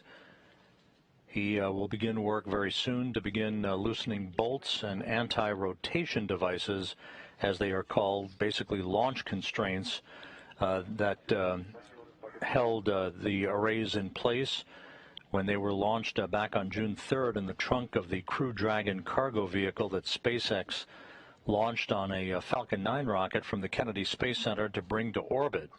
Those arrays arriving at the space station on June 5th and then robotically removed from the trunk of Cargo Dragon and mounted at that payload attachment fixture for the time being, awaiting the start of today's spacewalk.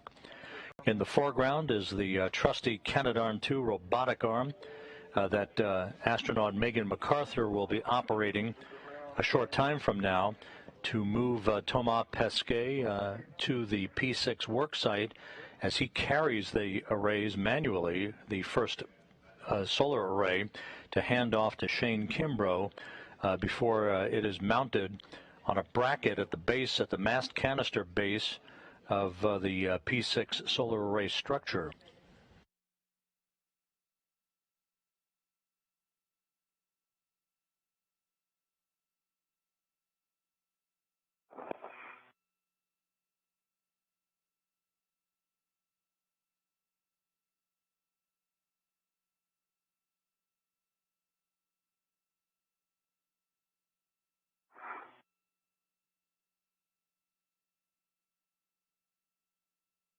I got your tether in front of me here. I'm just at the starboard seat of carts. Copy? Ground copies.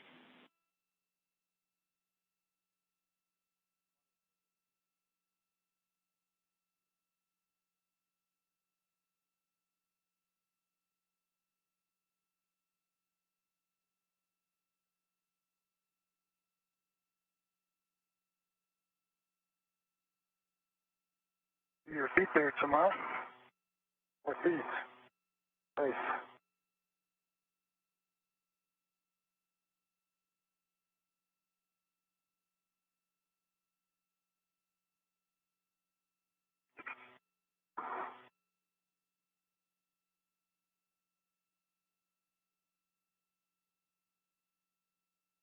Port seat of cart coming to you. What do you want me to do tomorrow? Come up there? And yeah, if you can. I'll try to come your way and meet you halfway. I'll have to bring this bucket caddy. So Shane, just attached to your bag. Shane, you just need to get your PGT to Thomas. We have the published steps to stow it on the tower handrail, but if you can pass it to Thomas more easily, that's fine with us. Yeah. Okay, that's what we'll try and do. Just stay there, Thomas. I'm on the pallet now, too. Okay. I'll just come to you. Okay. Good with that? Yeah, I'm good with that. Okay. So.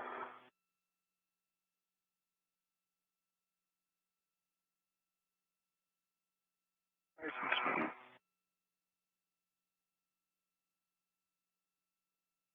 Alright, make it down a local tether. Alright, I've got a local tether down.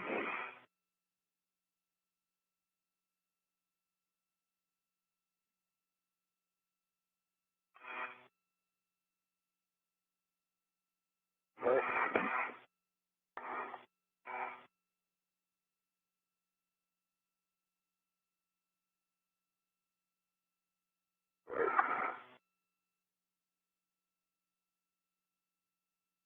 Alright, on the PGT. You're gonna have the PGT. There you have it. Image of yours. Nice. Got it. Thank you. Thank you. Visit. Come back anytime.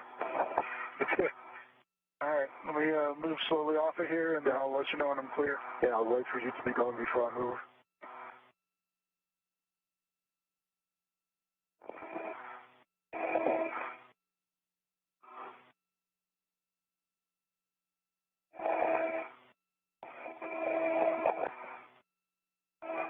Alright, I'm just going to back out the same way I can.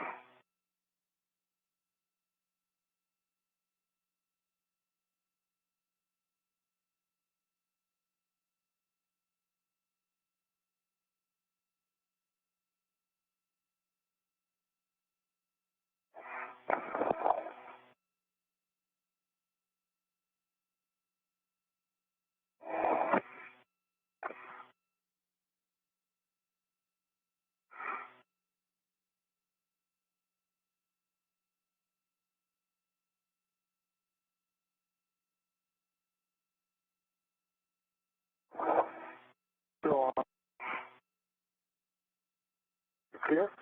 No? Okay.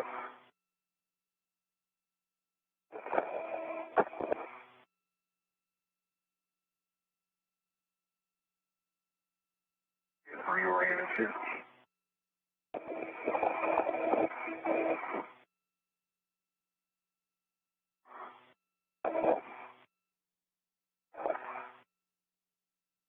"45 minutes into the spacewalk, Shane Kimbrough and Thomas Pesquet are at the flight support equipment structure, holding the first pair of ISS rollout solar arrays that were launched a couple of weeks ago aboard the SpaceX Cargo Dragon vehicle to the International Space Station. Each one of these arrays weighs 750 pounds of mass, of course weightless in orbit. Each new solar array will produce more than 20 kilowatts of electricity, eventually upping the power capability of the station by some 120 kilowatts. This is the first of 3 pairs of these arrays that will be installed at various truss structures of the station. Today and on Sunday, in the second of this first set of spacewalks, the 2B and 4B power channels of the P6 truss will be augmented by these arrays. They do not replace the older legacy solar arrays. They simply augment the power output of the existing arrays. The next 2 sets of arrays will be installed on the P4 and S4 trusses, and then ultimately the final pair on the S6 and S4 truss structures of the International Space Station. 6 of the 8 power channels on the station to be augmented. Those are the channels that have indicated the greatest set of degradation over the course of some 2 decades of use at the International Outpost, and also accommodate the highest usage loads for various payloads and scientific experiments and new modules to arrive at the International Space Station.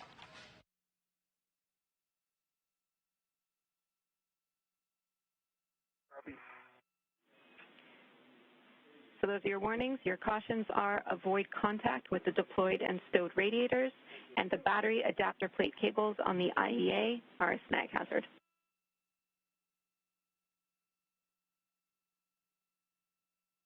Okay, copy that. Thank you.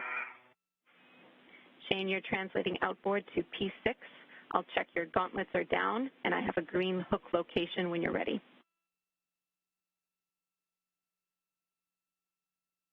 Okay, gauntlets are down and ready for the green hook location.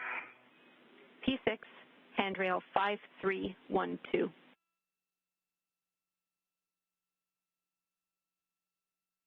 P312, copy P6. And Jenny, I have the 7/16 12-inch on the green PG2. Copy, and I'll take a pull test.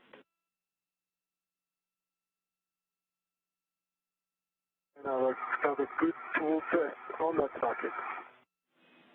Excellent. Next steps for you, Thomas, are to start releasing the anti-rotation devices.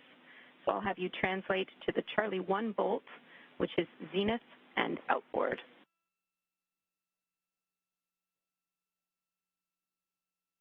Translating to the Charlie 1 bolt, zenith, and outboard. Affirm, that'll be stanchion Charlie.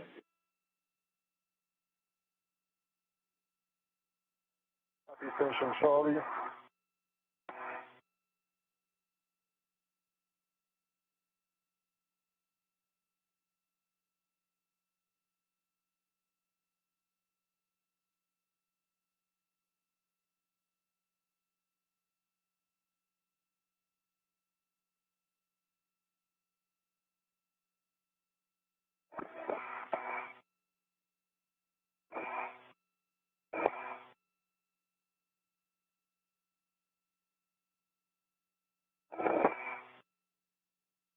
Thomas Pesquet will be attaching an articulating portable foot restraint at the end of the Canadarm2 robotic arm that he will ultimately plant his feet in, to be driven by astronaut Megan MacArthur, who will operate the arm from a robotic workstation inside the station. He will carry the first ISS rollout solar array over to the P6 truss, where Shane Kimbrough will set up another articulating portable foot restraint, so he has stability in receiving a handoff of that array from Pesquet at the appropriate time. To attach an adjustable equipment tether to the ARD tether point.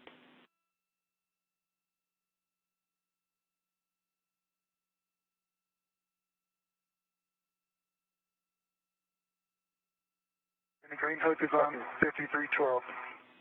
Copy, Shane. You can translate outboard to P6 with 18.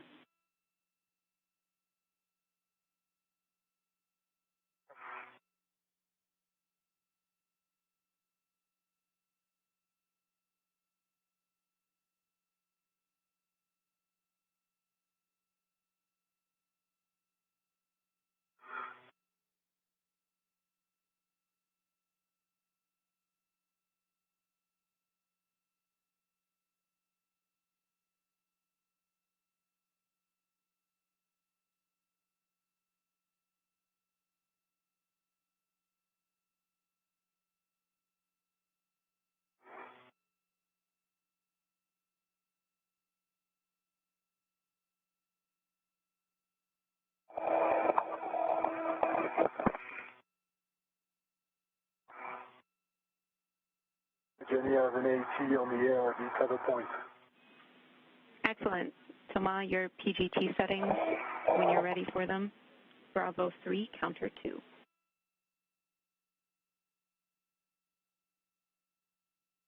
Bravo 3, counter 2. Copy.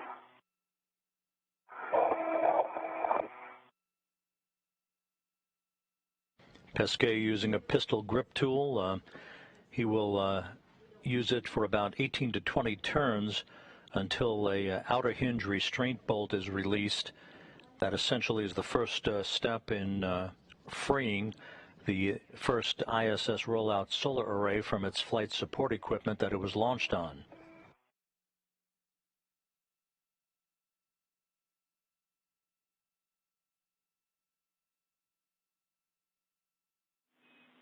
Obviously, you guys can see that it's nighttime. Just a reminder to adjust your visors if you need to.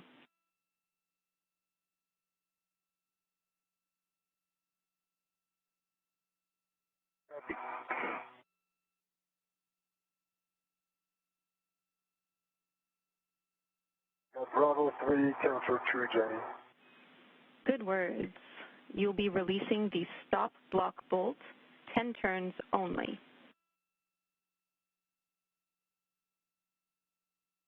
Copy. The stop block bolts called AR1, 10 turns only.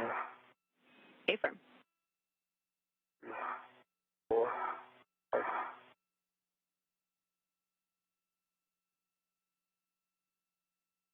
Ten turns.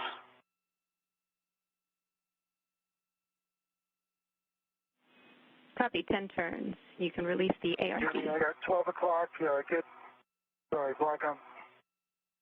Okay, release the ARD. Sorry, Jenny, I had 12 o'clock on the APFR and with 18. Black on black, good pull test, good twist test. I'm going to work on the settings now. That's right. Copy, that's a good install. Clocking of 12. We're looking for Fox, Fox, Fox 4.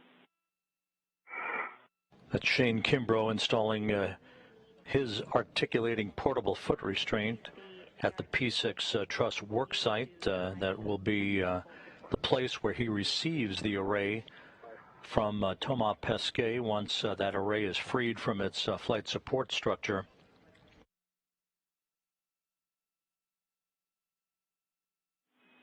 And Thomas, when you have a minute, we'll get you to power cycle your HECA as well.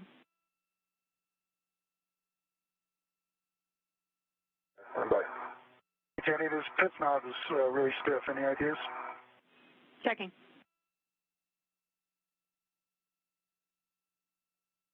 Okay, I got the ARD. We'll bring it back to my main workstation. Copy, Thomas. The mini workstation end effector might be useful here.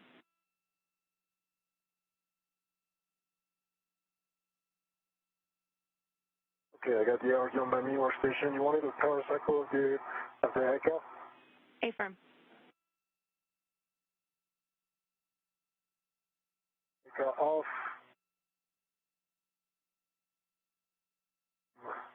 Green LED.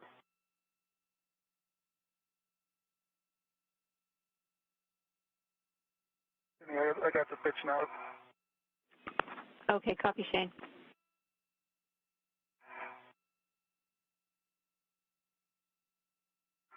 And maybe to retort the ARD bolt and if you have settings.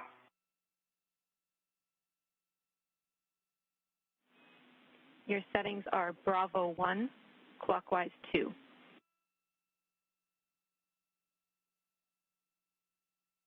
Bravo 1, clockwise 2. Good read back, and we're looking for turning this bolt to torque, like you say, expecting around 10 turns. Copy, 10 turns.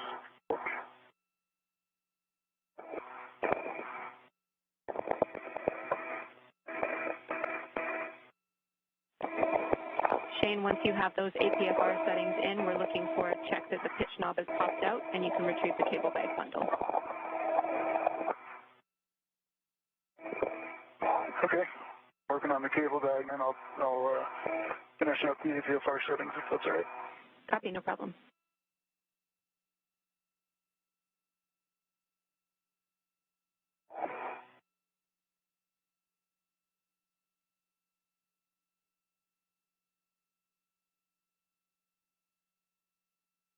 Then you have green light, 11.9 on the torque. On that 5.5 revs, I think maybe you see my icon, it's because the stop block has rotated a little bit, and now it's pushing against the bolt of that, the base of that extension that holds. So there's kind of a 6 millimeter difference from where it was before when it was flush against the beam. Does that make sense? Yeah, I follow what you're saying, Thomas. We're checking on that, but for now I copy the torque of 11.9, a green light, and like you said, 5.5 turns to torque. Right.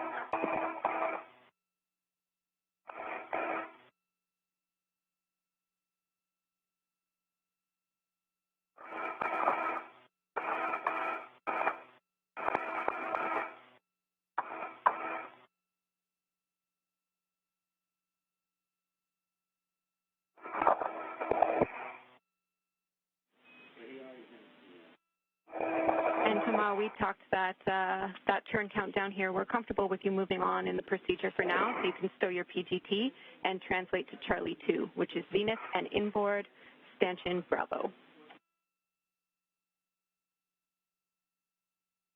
Storing the PG.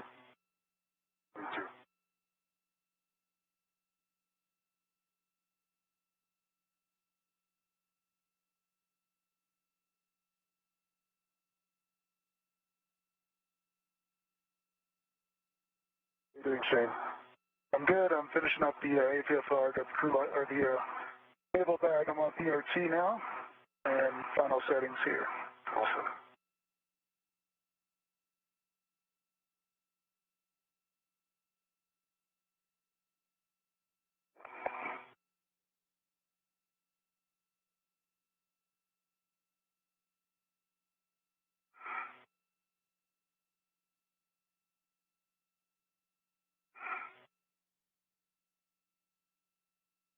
As we approach the 1 hour mark into today's spacewalk, Thomas Pesquet in this view from his helmet camera, continuing work with a pistol grip tool to free up a series of bolts that essentially were launch restraints for the first of the IROSA or ISS roll-up solar arrays as they were housed in the trunk of the Cargo Dragon vehicle that SpaceX launched to the station 2 weeks ago.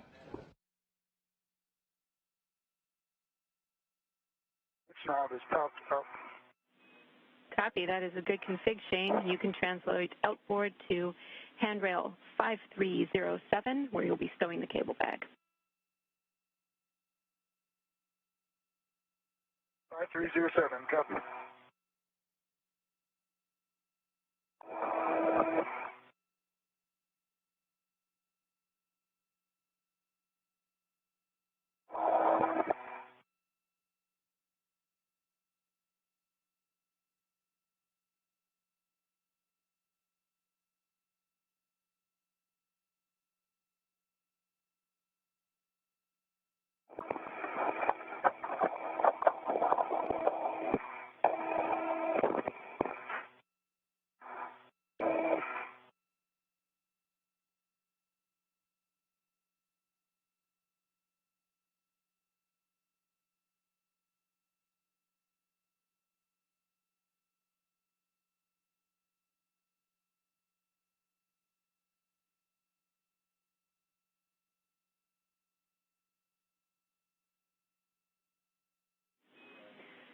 Shane and Thomas, we're around 30 seconds from handover. I'll be back with you after that. Happy journey, thanks. Happy?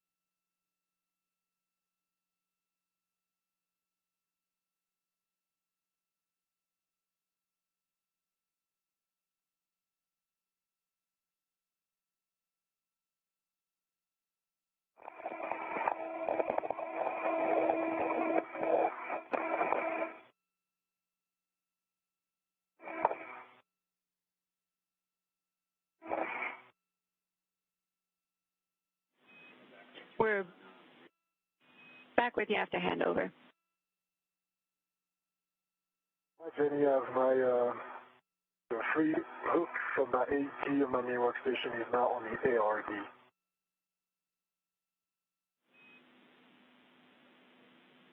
Copy, Shane. Your end effector is still on the ARD?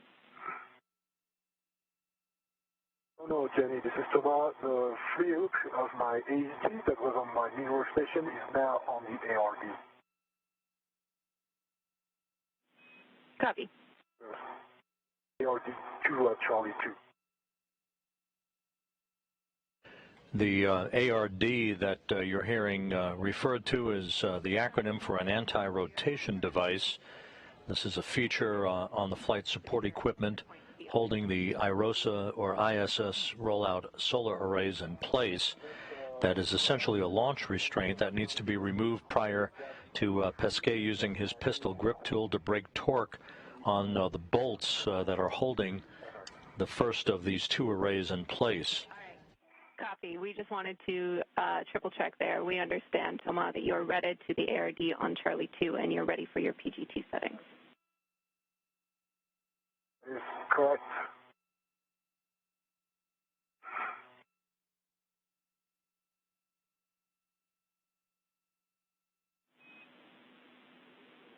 Thomas, your settings are Bravo 3, counter 2. Bravo 3, counter 2. Good read back. And Shane, you'll be stowing the cable bag on handrails in that corner of the IEA around handrail 5307. Make sure that you position the hinge ISS inboard. Copy. Working on that. So we got two tethers down, working on the third now. Copy. Jenny, I'm ready for 10 turns on the ARD bolts. A-firm, 10 turns only. That'll release the ARD. You try SSC 13, that's in node 2.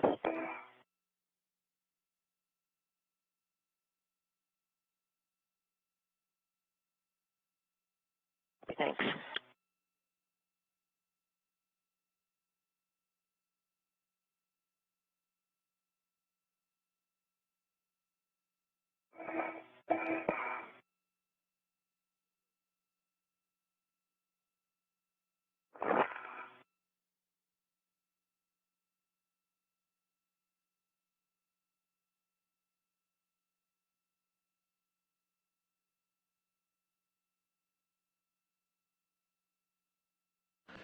Again, Pesquet right now using a pistol grip tool to release what is called an anti-rotation device. This is the mechanism that must be removed prior to breaking torque on the bolts holding the IROSA array in place on its flight support structure on the truss of the International Space Station. Meanwhile, Shane Kimbrough is out at the P6 truss stowing a bag of power cables on a handrail that will be used later in the spacewalk by Kimbrough and Pesquet to electrically connect the new array to the power system of the International Space Station. I'm getting my crew lock bag out, and I'll head to the work site. Copy. And Shane, we're also looking for a glove inspection, hat check, and gauntlets check from you.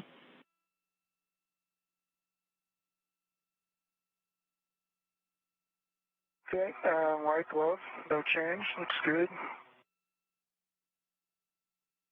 Left glove, no change, looks good. Dry hat and gauntlets are down. Copy. Those are good checks, Shane. When you have the crew lock bag, you can translate to the left mod kit. I have some cautions for you when you're ready. Okay, go with the cautions. Standby 1, Shane. I see your ARD is released as reported. Thomas, your PGT settings to drive the stop block bolt to torque are Bravo 1, clockwise 2. So ARDs released. There's a lot of friction on those ARDs. It's the same for both. This is a spec. Copy, a lot of friction. And then can you give me those settings again, Jenny? Please. Bravo 1, clockwise 2. Bravo 1 and clockwise 2.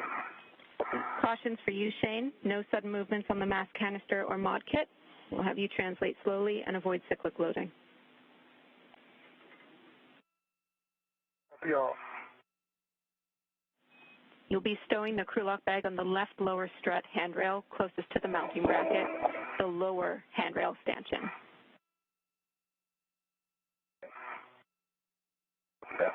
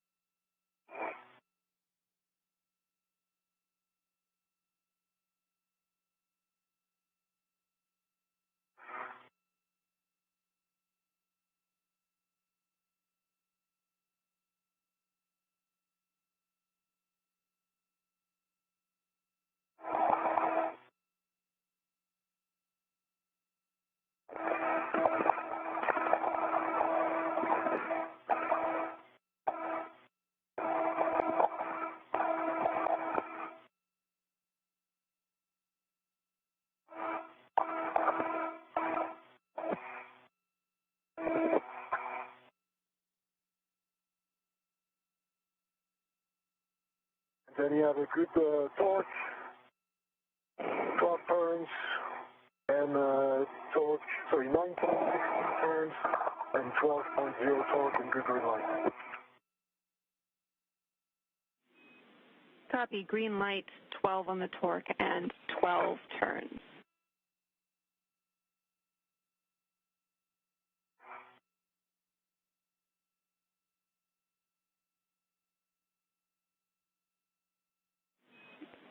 Thomas, you can stow your PGT, and then we'll put you back to the crew lock bag to stow those ARDs, retrieve the scoop, and do a socket swap.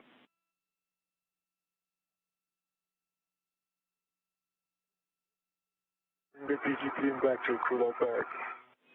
Good words, Thomas.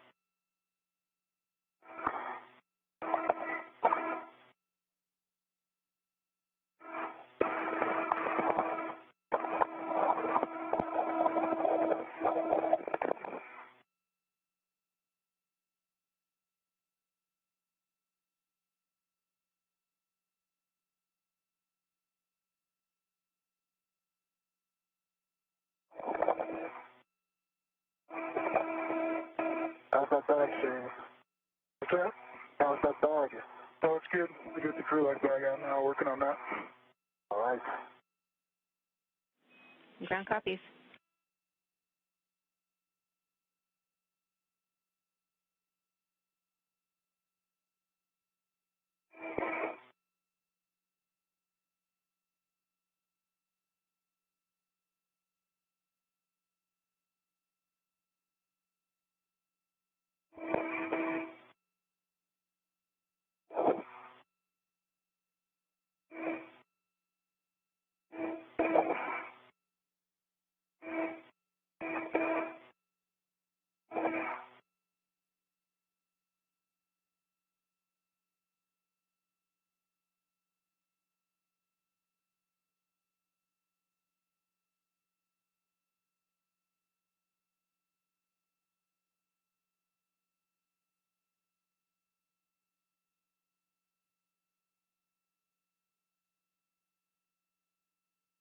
Okay, Jenny, I'm back at the crew lock bag, and I'm getting ready to stow the two scoops on the three red side of the crew lock bag.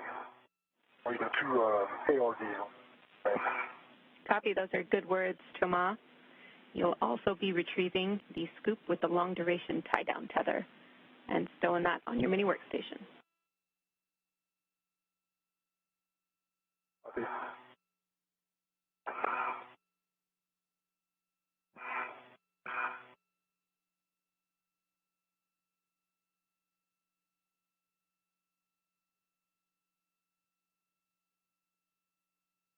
This is Mission Control Houston, 1 hour, 12 minutes into today's spacewalk by Thomas Pesquet and Shane Kimbrough. The two spacewalkers are working in the very, very early stages of their respective tasks that will result in the removal of the first IROSA roll-up solar array from its flight support structure. You can see in this image that large support structure that was housed in the trunk of the SpaceX Cargo Dragon vehicle that carried it to orbit back on June 3rd when it was launched from the Kennedy Space Center, arriving at the International Space Station 2 days later. Make sure it stays redded to the crew lock bag, and you'll install it with the handle pointing inboard. Copy. Pesquet next will use a pistol grip tool to break torque on two bolts on that flight support equipment structure holding the IROSA array in place.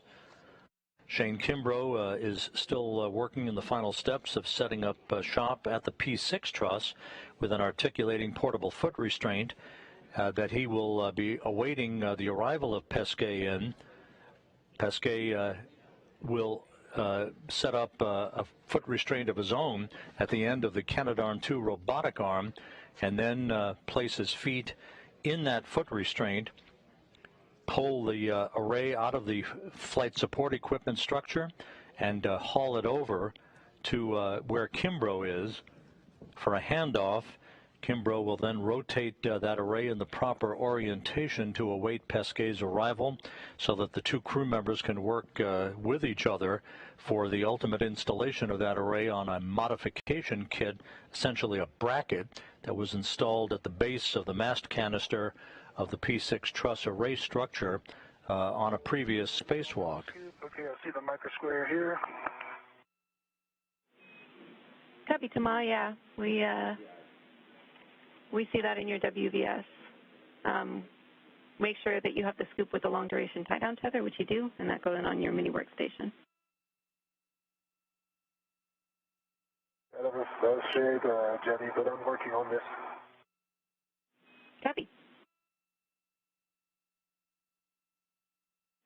Okay. So then, Shane, I copy Right, that you have the scoop, which is staying ready to the bag, and you're going to be installing it on the root beam microsquare.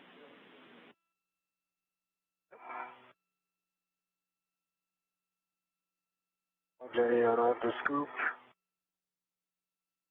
with the long duration on the crew lock bag. Put that on my mini workstation. Copy, Thomas. Following that, we'll have you do a socket swap.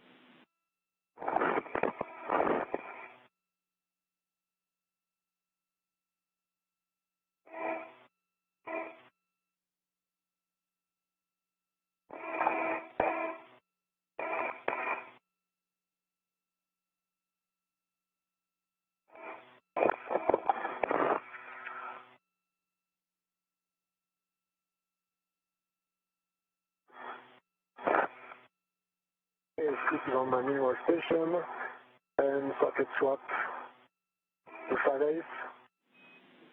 That's exactly right, Thomas. We're looking for the 5/8 12-inch socket on the PGT. Copy. 5/8 12-inch socket for Shane.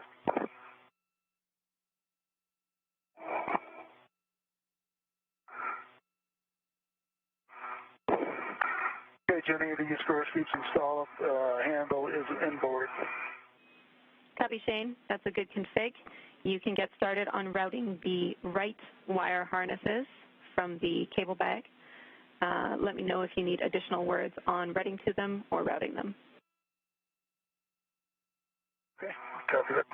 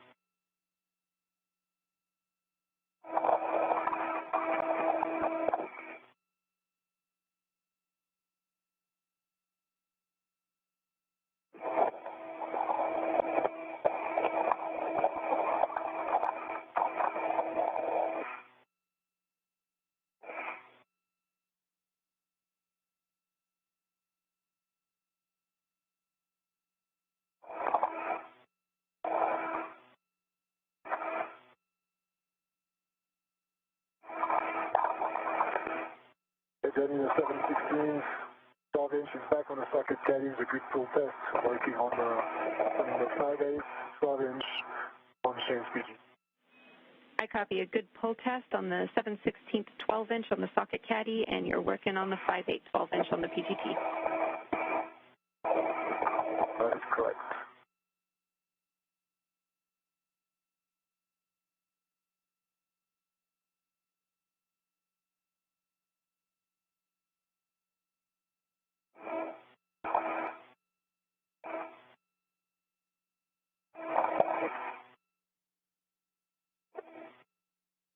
The 5/8 12 inches on the PGT with a good pull test. Copy, good pull test on the 5/8 12 inch on the PGT. Your next steps, Thomas, are to break torque on the IROSA FSE bolts, Charlie 2 and Charlie 1. Copy.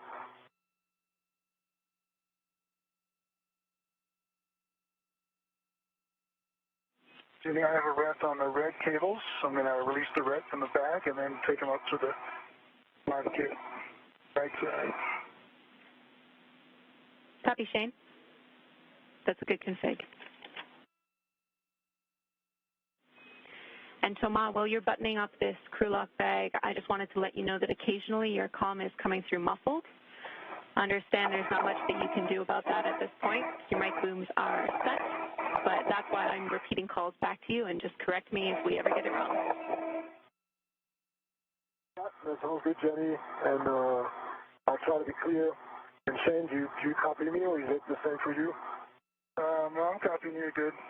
Okay. Copying you good, too. Copy all.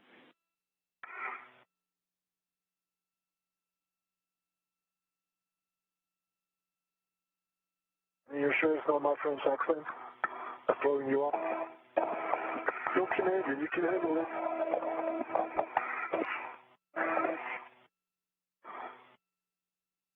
All right. Thomas, you'll be translating to Charlie 2 to break torque. Copy, Charlie 2 to break torque. A-firm, that's Zenith, and inboard or extension Bravo.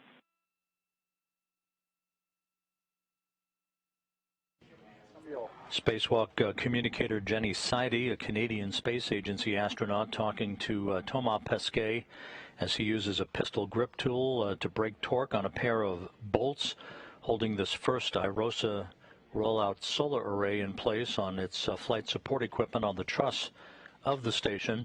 A distinct Canadian flavor to today's spacewalk, with Sidey talking directly to the two spacewalkers outside. Next to her is veteran astronaut and veteran spacewalker Drew Feustel, who was educated, amongst other places, at Queen's University in Kingston, Ontario, Canada.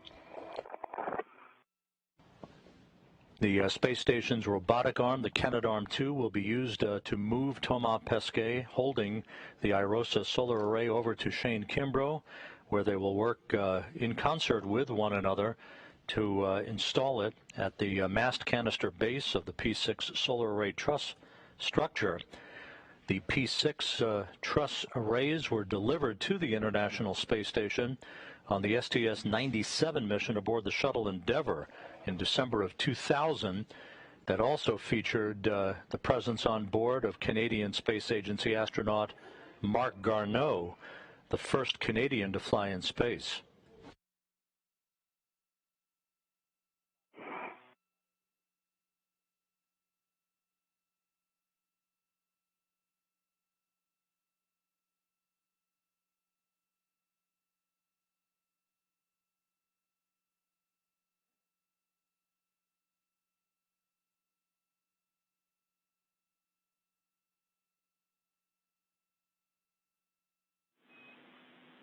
Thomas, now that you're at Charlie 2, let me know when you're ready for PGT settings. Okay.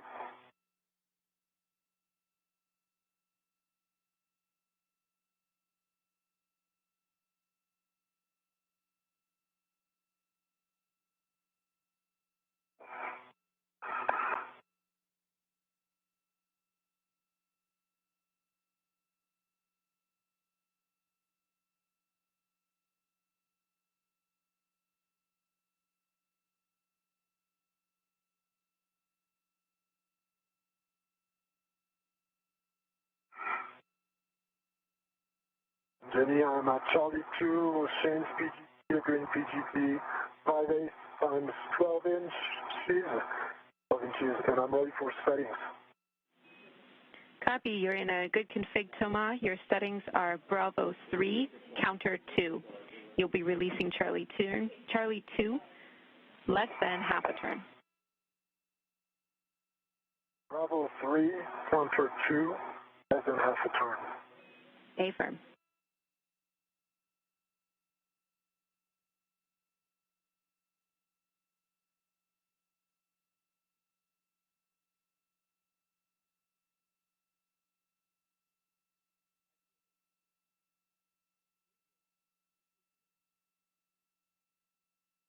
Okay, less than half a turn on Charlie 2.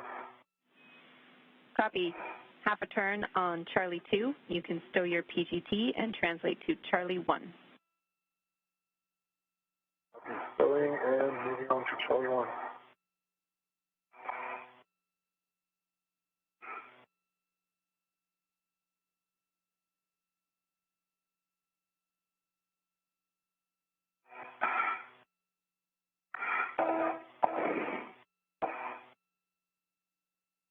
How you doing, Shane?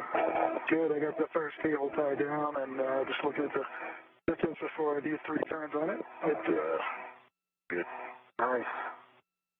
Nice work. Ground copy, Shane.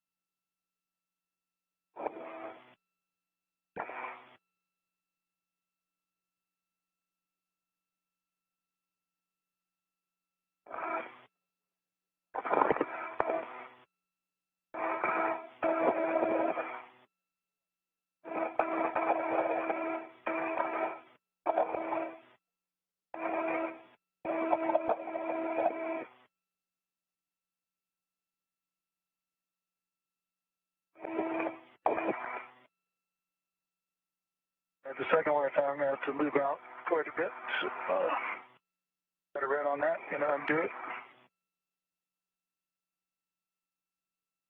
This is Mission Control Houston, approaching the 1 hour, 30-minute mark into today's spacewalk. A good view of European Space Agency astronaut Thomas Pesquet by the flight support equipment, and you are getting a great view of the two pairs of folded ISS rollout solar arrays, one of which will be extracted from that flight support equipment a short time from now and moved by Pesquet at the end of the station's robotic arm over to hand off to Shane Kimbrough at the P6 truss of the station, where it ultimately will be installed and mounted in place for its deployment later in today's spacewalk. The International Space Station is flying into an orbital sunrise over the Pacific Ocean, soon to cross the coast of Mexico, flying 258 statute miles above the Earth in an orbit inclined 51.6 degrees to either side of the equator, this track carrying it from southwest to northeast.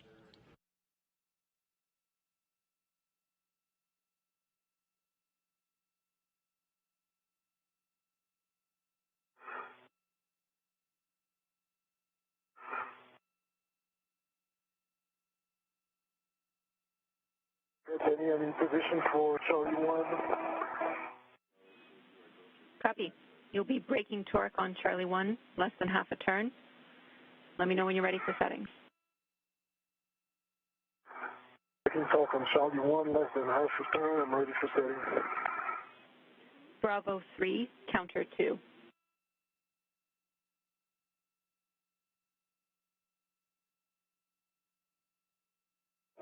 Bravo 3, counter 2. Good read back.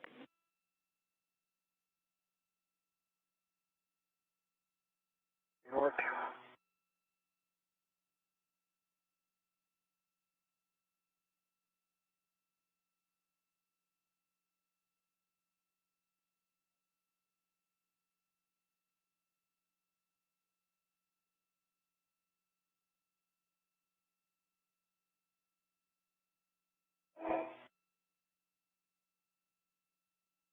Less than half a turn on C1.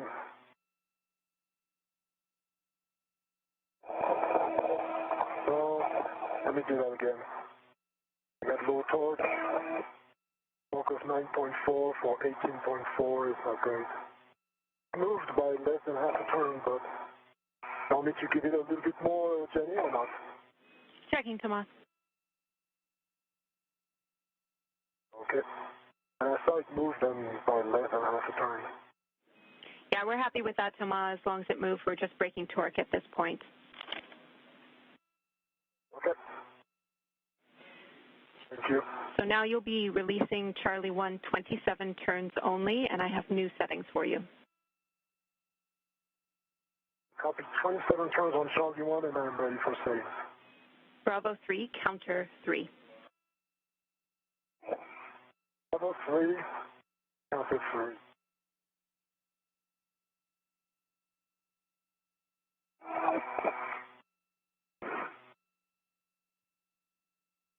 And Jenny, I just saw that my PGP in counter 1, so maybe it skipped when I had to set it to counter 2 before. It seems like I turned Charlie 1, but I counterclockwise 1, I think. Braking torque. Did you go back at counterclockwise 2? I'm checking for you, Tomas. Thank you. Tomas, you can continue. Again, we just wanted to brake torque there, so as long as the bolt moved, we're happy for you to press. Okay, perfect. So Bravo 3, counter 3, correct? Affirm, those are good settings. You'll be releasing Charlie 1 27 turns only, so not fully released. Okay, looking for 27 turns on Charlie 1. Good read back. If you need the right side cables are done, I'm going for the left ones now. Copy, Shane. The right wire harnesses are complete. You are moving on to retrieve the left ones. Correct.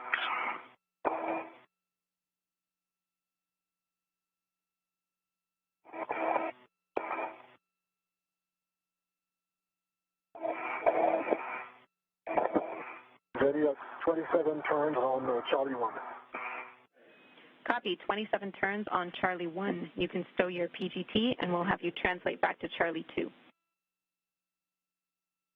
Copy, stowing the PGT and back to Charlie 2.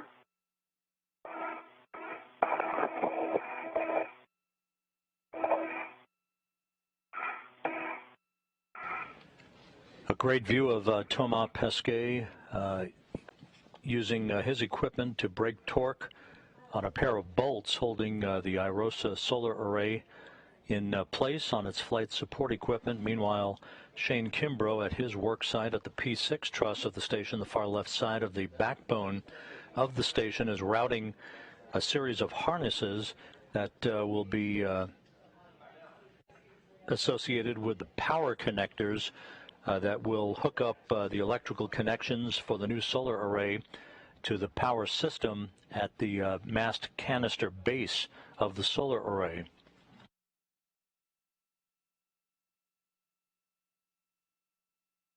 Jenny, I got a rep on the white cables in cap side. I'll release the rep from the pad. Copy, Shane.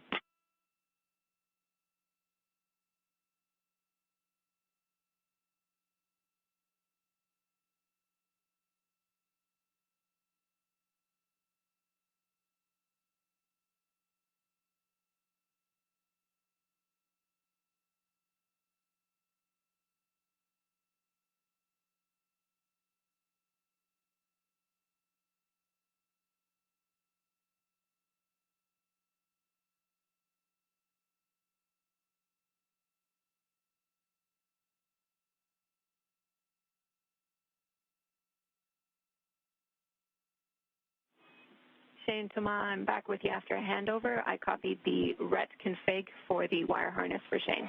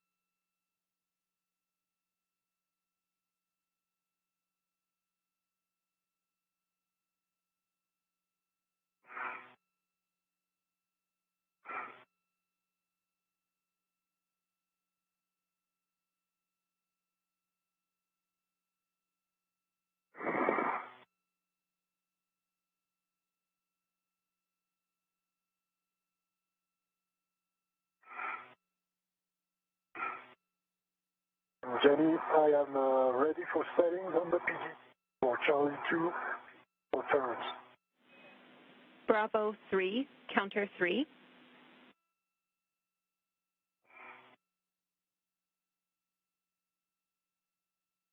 Bravo 3, counterclockwise 3. Affirm, and you'll be releasing Charlie 2, 51 to 54 turns. The bolt will spring out when fully released. 51 to 64 turns, copy, on Charlie 2. Affirm.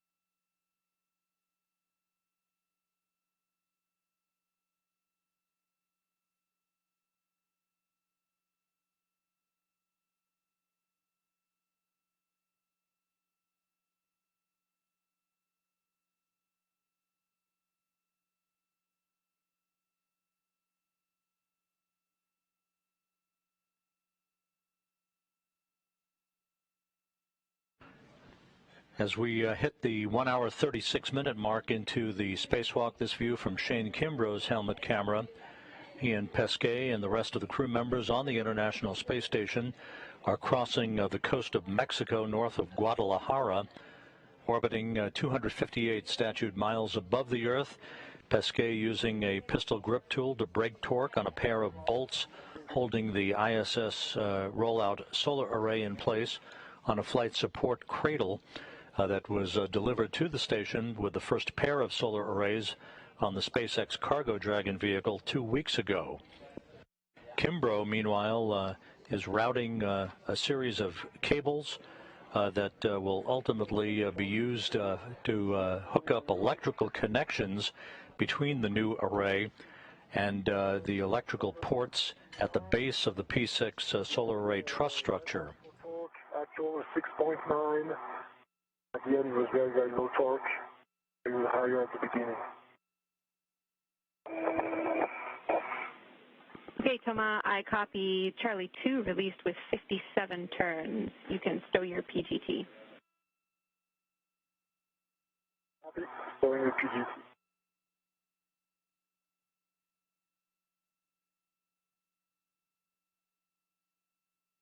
Again, Jenny, is a piece of data that the first 10 turns where I could tell the torque was really high, and then it kind of moved a little bit, and then the rest was really weak.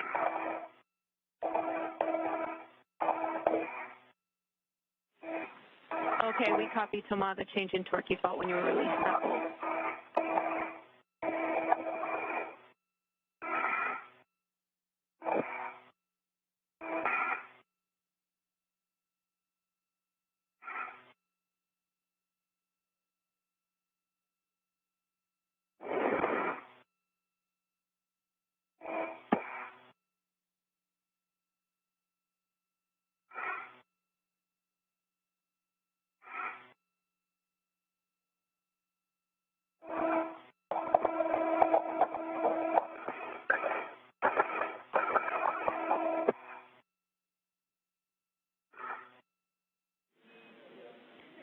Thomas, your next step is to install the scoop on the root beam microsquare near Charlie 2.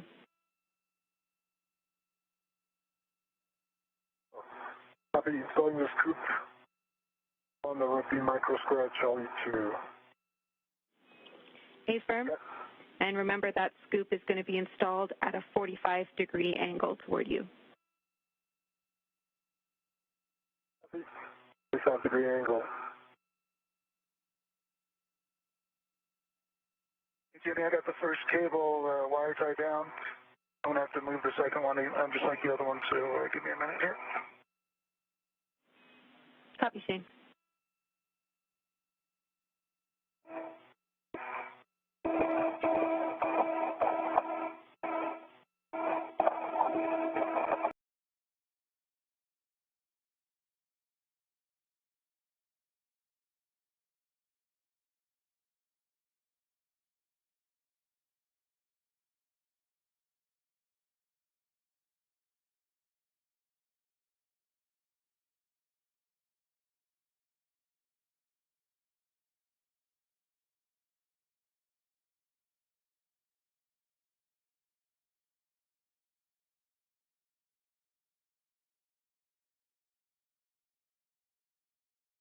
Okay, and I'm going to go back to the other side, Jenny, if that's correct.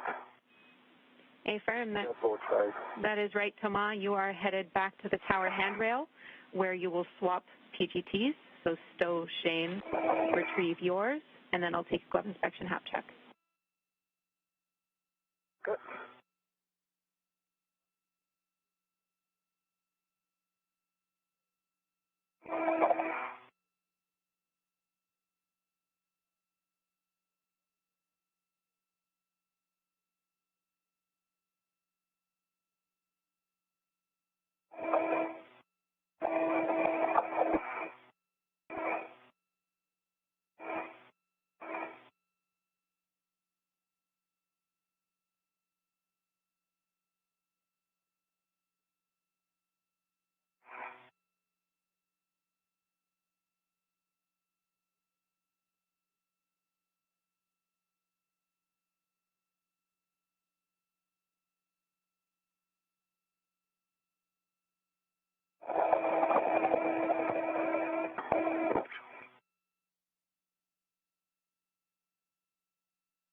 the cable, Shane. Just moving this wire tie again, and then I'll tap this one down and we'll be good to go.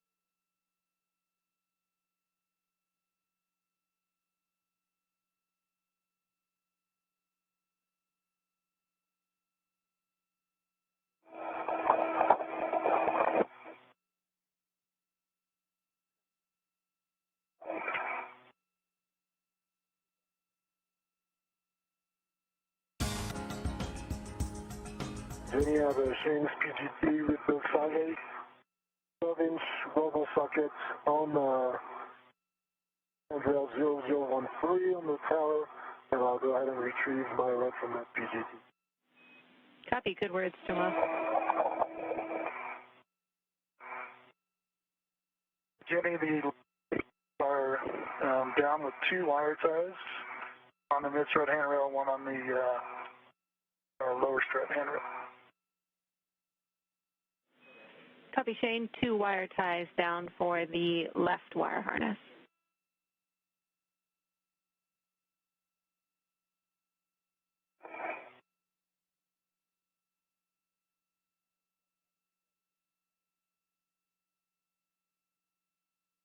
Do a little cleanup here before I head back.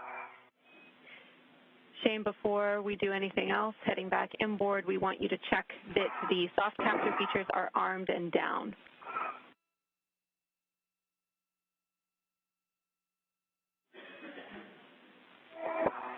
Okay, the one in right in front of me, the left one is not, so I'll put it there. Copy. Shane Kimbrough at the base of the P6 solar arrays that were delivered to the International Space Station. Just a little bit of sticking up. The first set of solar arrays to arrive at the station back in December of 2000 on the STS-97 mission aboard the shuttle Endeavour. Verified that the strut MLI is clear for IROSA install.